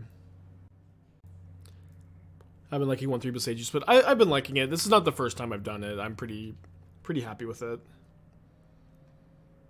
But done it in a few other shells. You don't always want it, but I think it makes a lot of sense here, where you're pretty fragile to like Tron and Titan, so just having the Wrenn and Six Boseiju Hail Mary in those matchups is an important dynamic.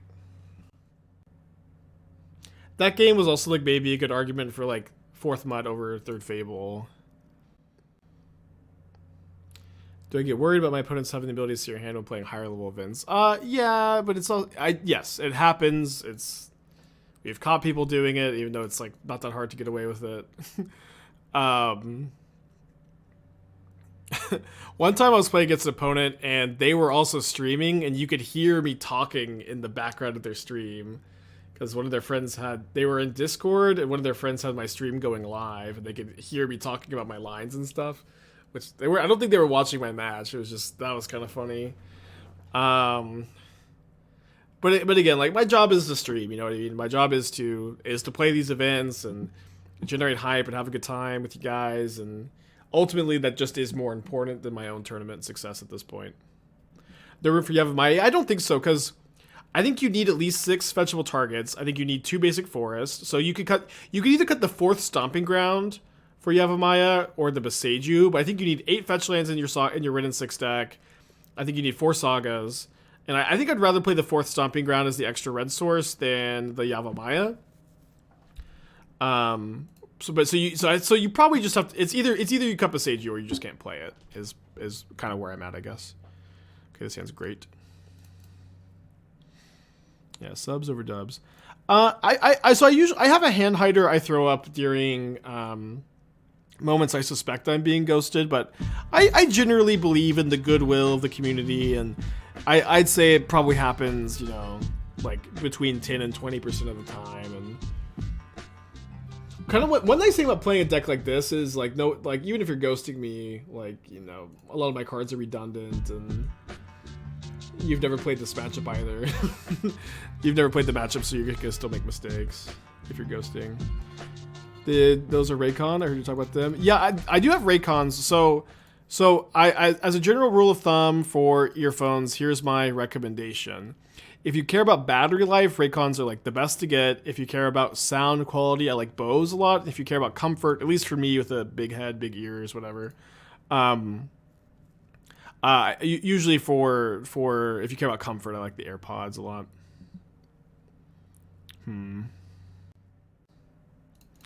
I do think I'm supposed to jam Wrenn and Six here. Obviously, if they have Spell Pierce, it's not great. I think there's a chance they've cited out some Spell Pierces too, not knowing what's going on. Usually companies that advertise a shit ton aren't super good products. Yeah, I agree with that. I'm not sponsored by Raycons or anything. I agree. I was very skeptical because Raycons are like cheap compared to other options, and they are like advertised a lot, which is kind of, you know, Gotta be wary of, you know, being advertised to sometimes. But I like, for their Raycons are not super they're not uncomfortable, but compared to other headphones, they're not that comfortable. The sound quality is like mid to like a little bit lower tier. But for me, like, because I just need like some small background noise while I'm streaming, so I can keep the energy up and not go like insane in the silent room talking to myself all day. That's all I really care about personally, and the Raycons are great at just like having some small background noise with like long battery life. Man, our draw lined up so well against our opponents here.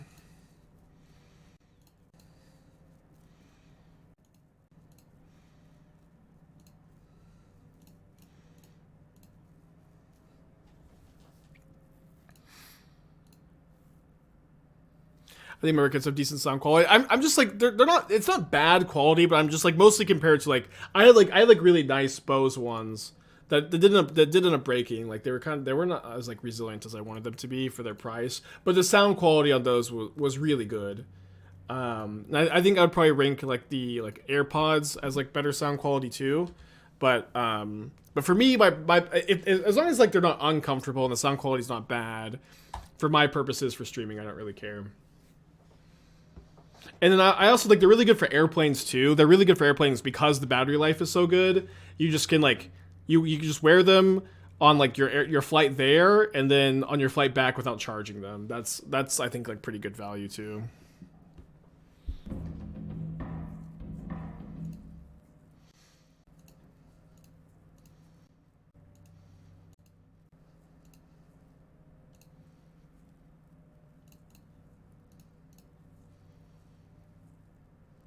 I just pass back.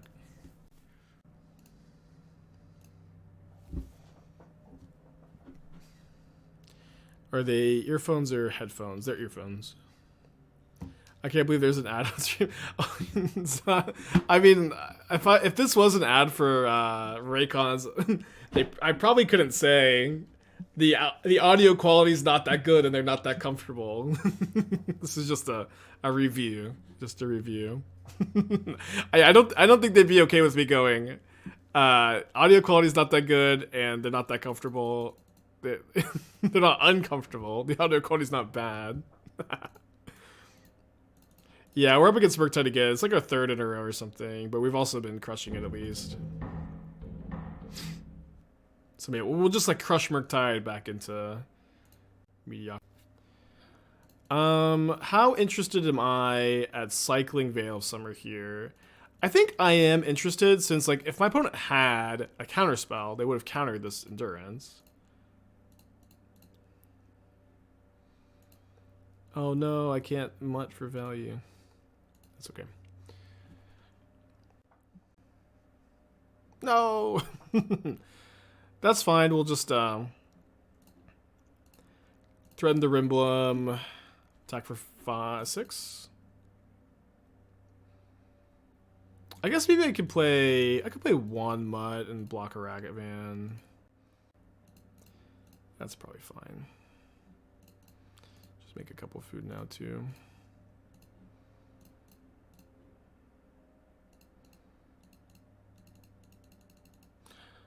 Oh, ads on the live stream. Yeah, I play as few ads as possible. Like, listen, most streamers are like, not. I might switch to this at some point because it actually might be better. But like I'm sure I still try to play as few ads as possible. But I was thinking lately, what I might do is I might take the deal for 1 minute ads an hour that I play. And what's good about that is I believe that should turn off pre-roll ads, which is nice. And what I can do is I can play the ads in between matches. I can play the ads in between matches, which is like kind of the perfect time to run them. So I've been looking at that a little bit. One thing is I'll make less money from ads if I do that, which is not a big deal, but if it like increases the quality of the stream, I think that's fine. But one problem is I think if I'm worried that if I play ads in between matches, like the downtime in between matches on Magic Online is already so boring. It's already so boring. If there's also an ad running, I think people are just gonna leave. And I think people will be like, "Oh no, I wouldn't leave," but I would leave maybe.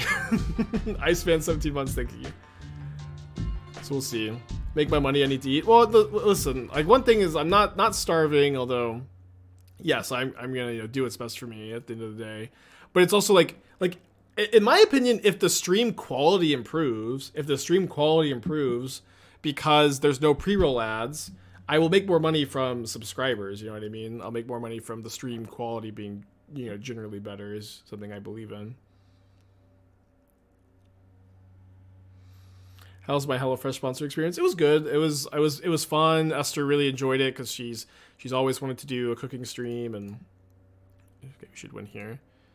I enjoyed it. I'm kind of looking maybe for another sponsorship deal like this in December, but I haven't really gotten anything I'm super interested in. So maybe Raycon can sponsor me, and I'll say the comfort and quality is good actually.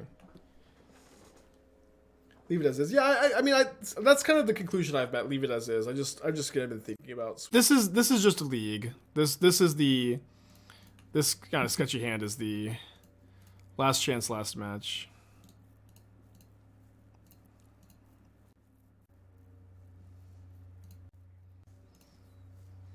Playing against Rakdos. Probably Rakdos. Hopefully we don't get Hidetsugu consumed all off of our... They have 2 Shattering Sprees? I guess I should have hardcast the Troll King, huh? Here, maybe I'll just put this one up on the other monitor. Keep this one displayed. We're getting Mono Green Devotion here. Pitching Grief.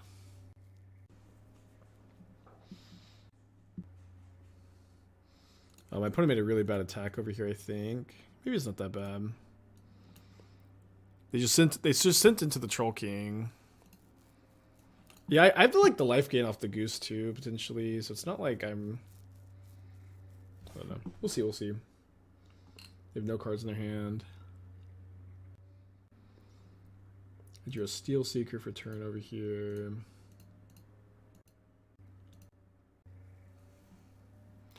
Okay, so they take Finale and Steelseeker. And I drew a pretty bad card. Alright, pass back.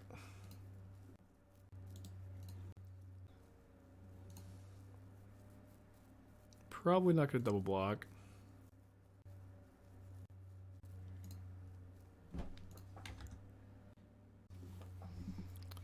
Okay, that one's not so bad. And my opponent kept a 1-lander.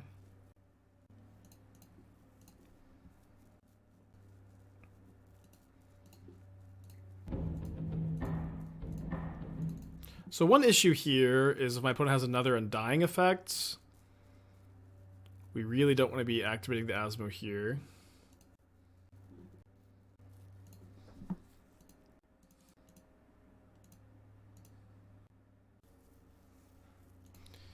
So I think I'm just going to pass. At the very least, I don't want to just let them use their mana, and if they do this, then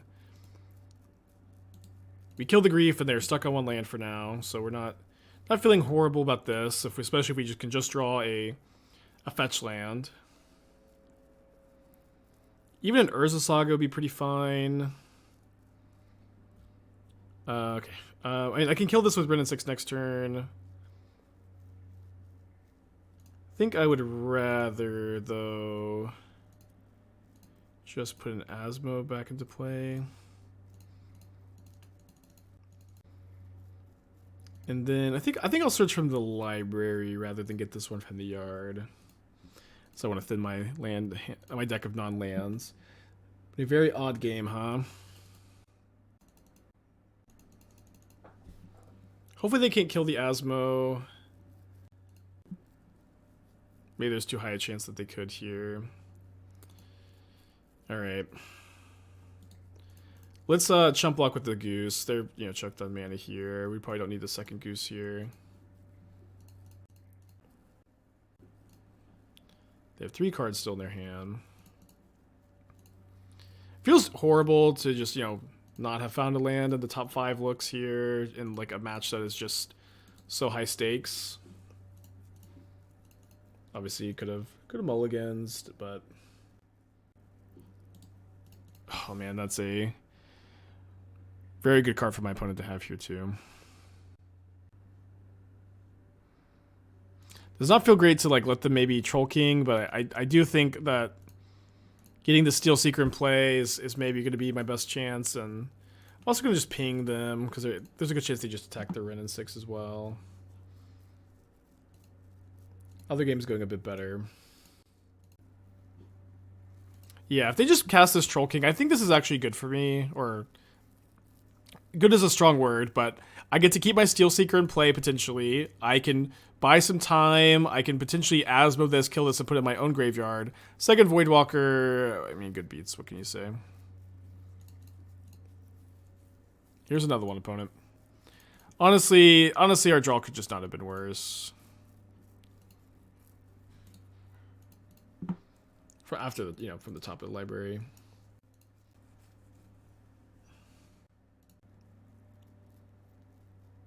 Why did I want to put the Asmo deck in play rather than Wrenn and Six ping the monkey? Mostly to get a better board pressure. That was my main thinking that they were likely low on removal because they hadn't killed the goose up until that point as well. And they were stuck on one land, but that was maybe not the case. Third Voidwalker. Alright, let's just go to game 2.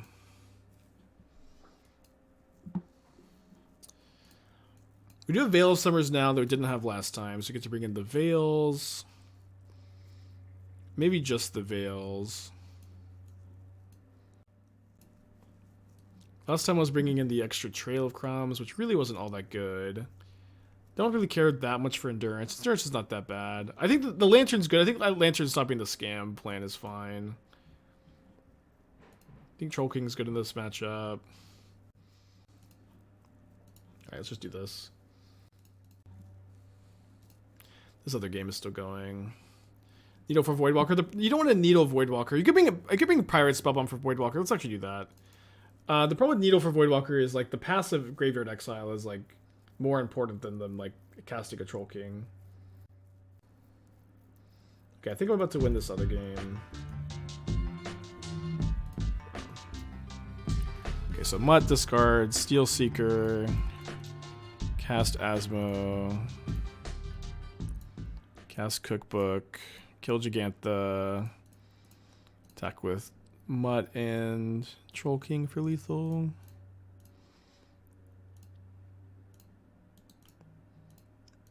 Am I not afraid of EE? No. Rakdos doesn't play EE that often. They play some numbers sometimes. It's like way less common than Murktide, and I'm more concerned about Hidetsugu consumes all. Sometimes they'll have like one explosives, but okay, no lander. That feels bad, but we found the mulligan button this time at least. I don't think you want an Amber in the stack, or at least I haven't really missed it. Your curve is just kind of low, you know. 2 is pre-stock, says Dingo Guide. Okay, I thought it was less. I also like haven't been explosives in this matchup. They keep Hidetsuguing me.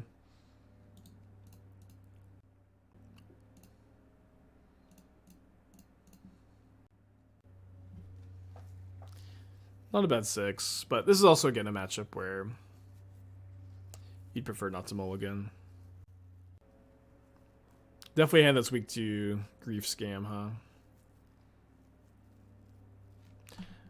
Ooh, wow. Okay. So I think I need to make a food here. I need to make a food.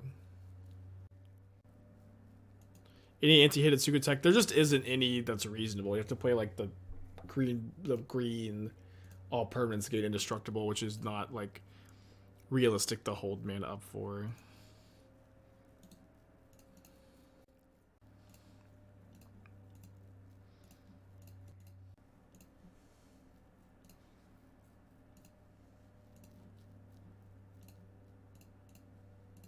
Kill this now, they can't undie.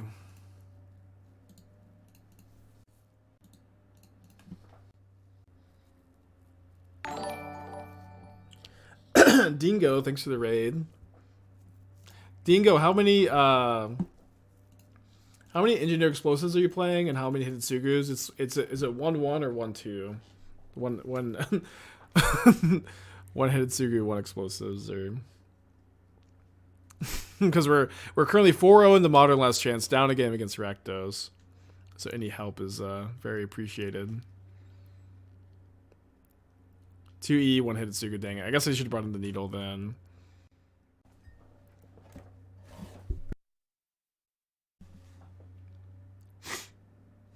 The Hidetsugu, yeah, no, chat tried to tell me. The Hidetsugu consumed all, like, totally wrecked me in the challenge yesterday.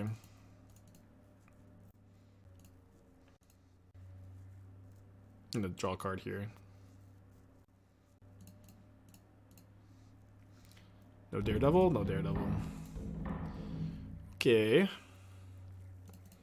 Steelseeker it is, I guess. They only have 2 cards in their hand.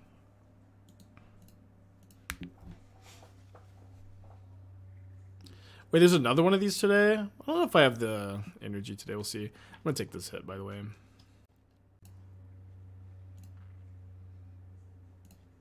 Oh, let's just 5-0 this one. Let's just 5-0 this one. Okay, them casting Mutt would be interesting, because if it dies, it goes to my graveyard. See what they discard. Undying Evil, sure. They have not hit a land this turn. There's a Mire. Alright, let's trigger the Steelseeker before this, because we could mill over a Daredevil. We'll graveyard that. A little bit of value. Not much. If we get one more forest fetch land, then we get to Gingerbread Cabin, trigger Steelseeker for insane, unbelievable value. Ragavan, 2 mystery cards in my opponent's hand. Let's avail that.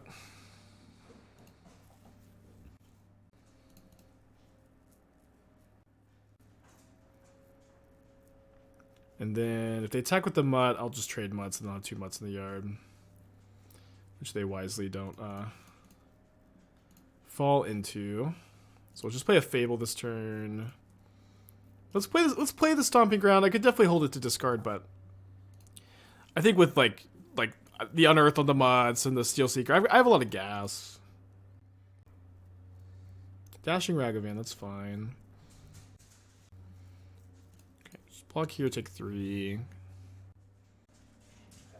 A Dying Malice Ragavan, that's also fine.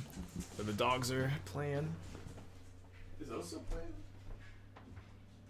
Yeah. Oso has joined the pack. Okay, that is a phenomenal draw.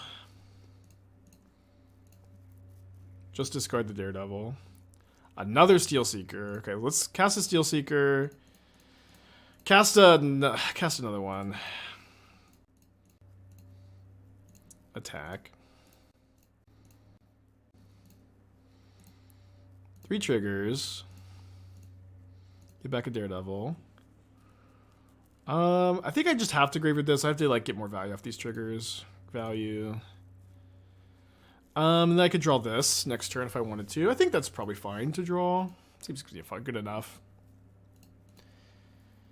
And then they don't trade Mutt for the Shaman. I was kind of expecting them to. I think I'm going to double block the Ragavan this turn. Take 5. Brady, 27 months. Thank you. I guess I triple block to just play around a removal spell.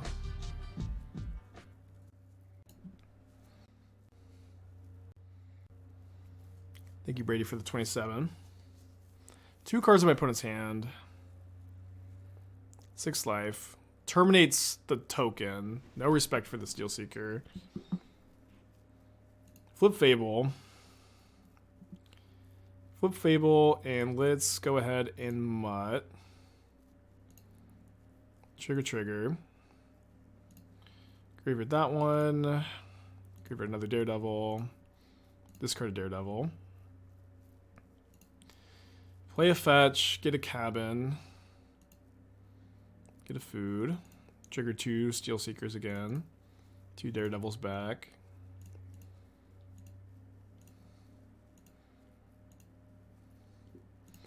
And hand. Obviously, really wish I could play the Saga this turn. Well, I can play this Saga, can't play the Urza Saga. And then I think I'm just going to attack with the Mutt. We'll probably end up going double block here, block here. It's got no cards in hand.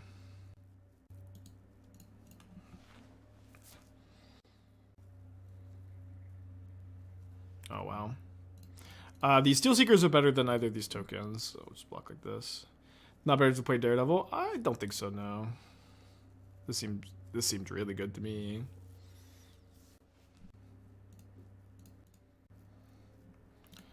Ooh, finally a cookbook. Oh, I guess we had other cookbooks earlier.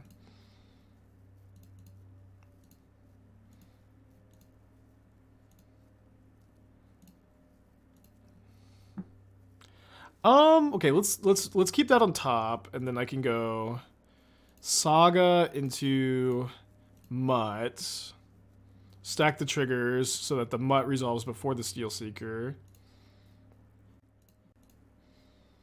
And then I guess I need to keep that in the deck too, probably. And so instead we'll just go, we'll shuffle it away with the Finale, shuffle it back in. Or shuffle with the Asma trigger, I guess. All right.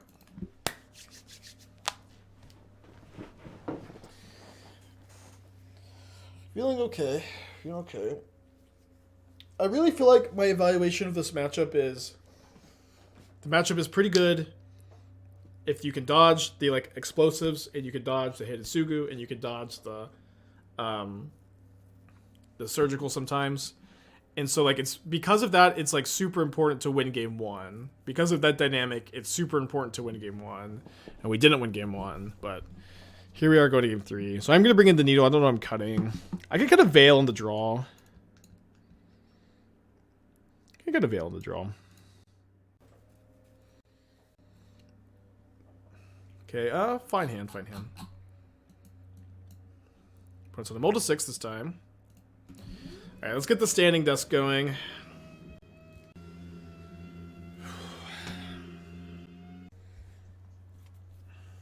Turn my hat backwards. Oh yeah, I wanted to... Hold on, hold on. Uh-oh. Hey baby, you bring me a Naruto headband? In the box of hats. Yeah, okay, Vester digging for a headband. We're up against the turn 1 Ragavan.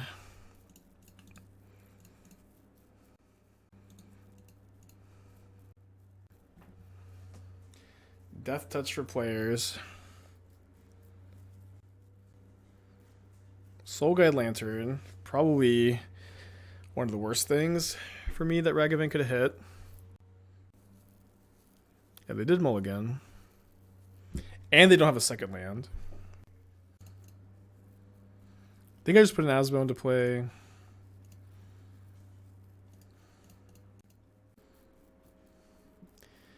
And then I feel like the decision to cast a cookbook or not cast a cookbook is very important here. And I obviously like being able to block Ragavan is the high upside line. This Asmo is just very unlikely to live. This Asmo is very unlikely to live. So the ability for me to go like Steelseeker next turn and then try to find a land with the cookbook trigger if I miss, and then find a land to like cast a second spell. I feel like this is just like super important.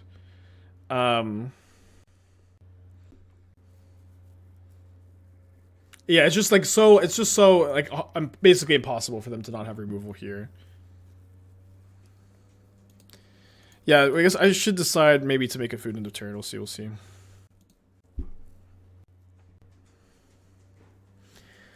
I don't think it's an easy discard Mutt, because I kind of be able to go Steelseeker, find a land, then Mutt, block the Ragavan, potentially. I couldn't find the Leaf Village one. It's the only one I could find. I think it's in here. And also, You might be right. is this for the TV? I don't think so. Because it was in that box. We'll look at it later. We're fighting for our lives over here right now. Let's see. Why do you need the Naruto headband? So I'm in the middle of a qualifier for this showcase It's literally tournament. right here. Oh, thank you. And if we win this game, we're in. I see. Oh, nice. Yeah. Sorry. Kind of tuned you out. I know. They pitched to terminate, so they could have terminated the Asmo.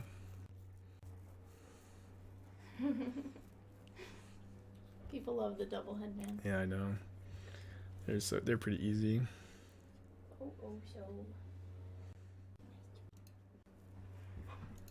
So they take a Steel. Maybe they'll just take both Steelseekers after we put on that clinic last game. Doggies. Yes, come here, Elsa. Come on. Yeah, good boy.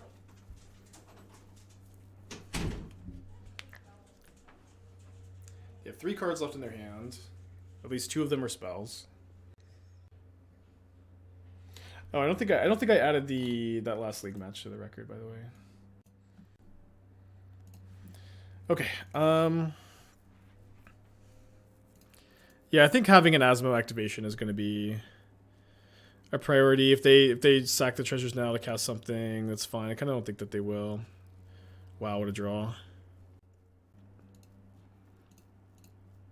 Yeah, so I think if they were going to kill the Asmo, they would have done it already. I guess this makes... They have the Lantern. I mean, I don't know. The Lantern's going to get popped. Them hitting that Lantern with Ragavan is a pretty bad beat, I feel.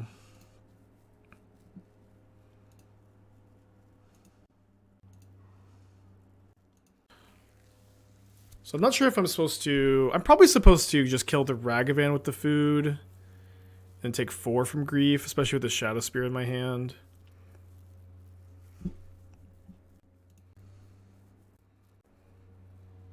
How do they man tap with Asmo? I mean, they pitch Terminate, so I don't know. We'll see. They're obviously, them being stuck on one land is a tough place for them to be. Okay, so blocking and killing Grief plays around Hidetsugu consumes all, though.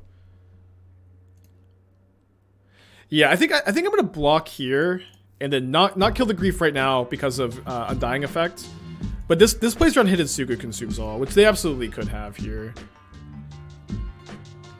Manch, 15 months, thank you. Good night may be a little scary. Not that scary with like food and Shadowspear and stuff. Like, you know, it's like something to think about. Yeah, Hidetsugu would explain the Terminate a little bit. And if they do have Hidetsugu, it's like not good for us, but they lose their treasures and they have 2 cards in their hand and we still have the Fable. Very tense game. They do have explosives. Explosives on 1. But that's just a drum and a cookbook right now. It probably means I have to discard the Shadowspear because it's a 1-mana permanent into the engineered explosives on 1. This Wrenn and Six would be better if they hadn't cracked my graveyard. But they did, so it's not better. I do like drawing a second Fable. I will kill the Asmo, kill the Grief on their turn. Probably their upkeep. So if they have an Undying Effect, they just like have to... They just get the Devil, which is fine. I'll make another food token. Okay, so I'll actually do this now. So if they have an Undying Effect, then they have to use a treasure. Oh, but then it has hate. But then it hits me. Yeah, that was probably not correct. Oh, they're Shocking and Bloodcrypt, so maybe they're going to sack the explosives now. Sure. So you get to make another food. They have 2 cards in their hand.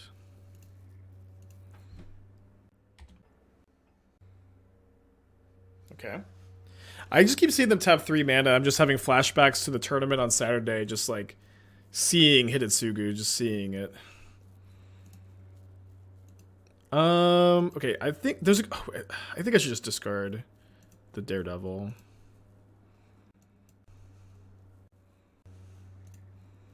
I think there's a really good chance they double block Asmo.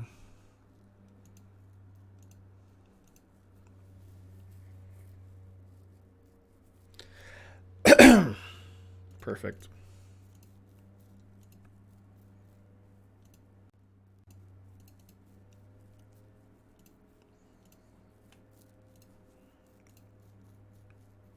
Alright, so Hidetsugu would obviously be a worst case scenario, but I feel like if they don't have it, they're not winning this game. Maybe they get a Fury, Undying Fury. That'd be bad. They have 2 cards in their hand. They're both pretty new. Yeah, we still have the flip Fable synergy and Saga. Dude, they after Saturday when we got by Hidetsugu games 2 and 3, I'm just like nauseous every single time they have 3 mana. They drew a Surgical. Wow. Surgical also got us really bad one of those games. Wow, that's a great draw. We're definitely sun running. We're definitely sun running here. So copy. Oh, actually, sorry. I'm supposed to make a Saga token. Copy the Saga token. Attack with everything. And then I could kill a blocker here, but I think it's better to save the Asmo activation in case they have an Undying effect for the Seasoned Pyromancer. It'd be so bad to like target it than the Undying here and get like an extra blocker in combat, you know? Especially when we're not presenting lethal anyways. Get food now.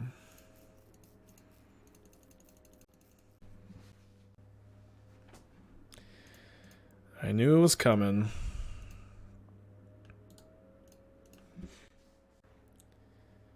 Damn it, that card is so good! So stressful.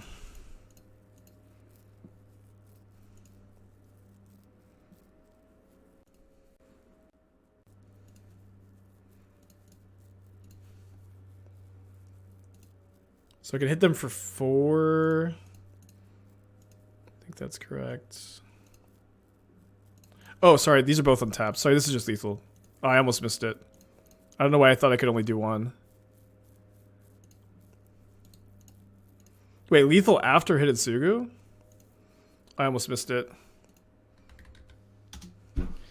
Feels fucking good to win one, baby! It feels good to finally fucking win. Damn it. Let's go! Dude, I didn't even know this was happening today. Let's freaking go. Feels good to finally fucking win, especially after that loss for winning in the top 8 on stream on Saturday. Let's go. It feels so good. So now we're going to Showcase Qualifier. We are 22-4 overall with this deck.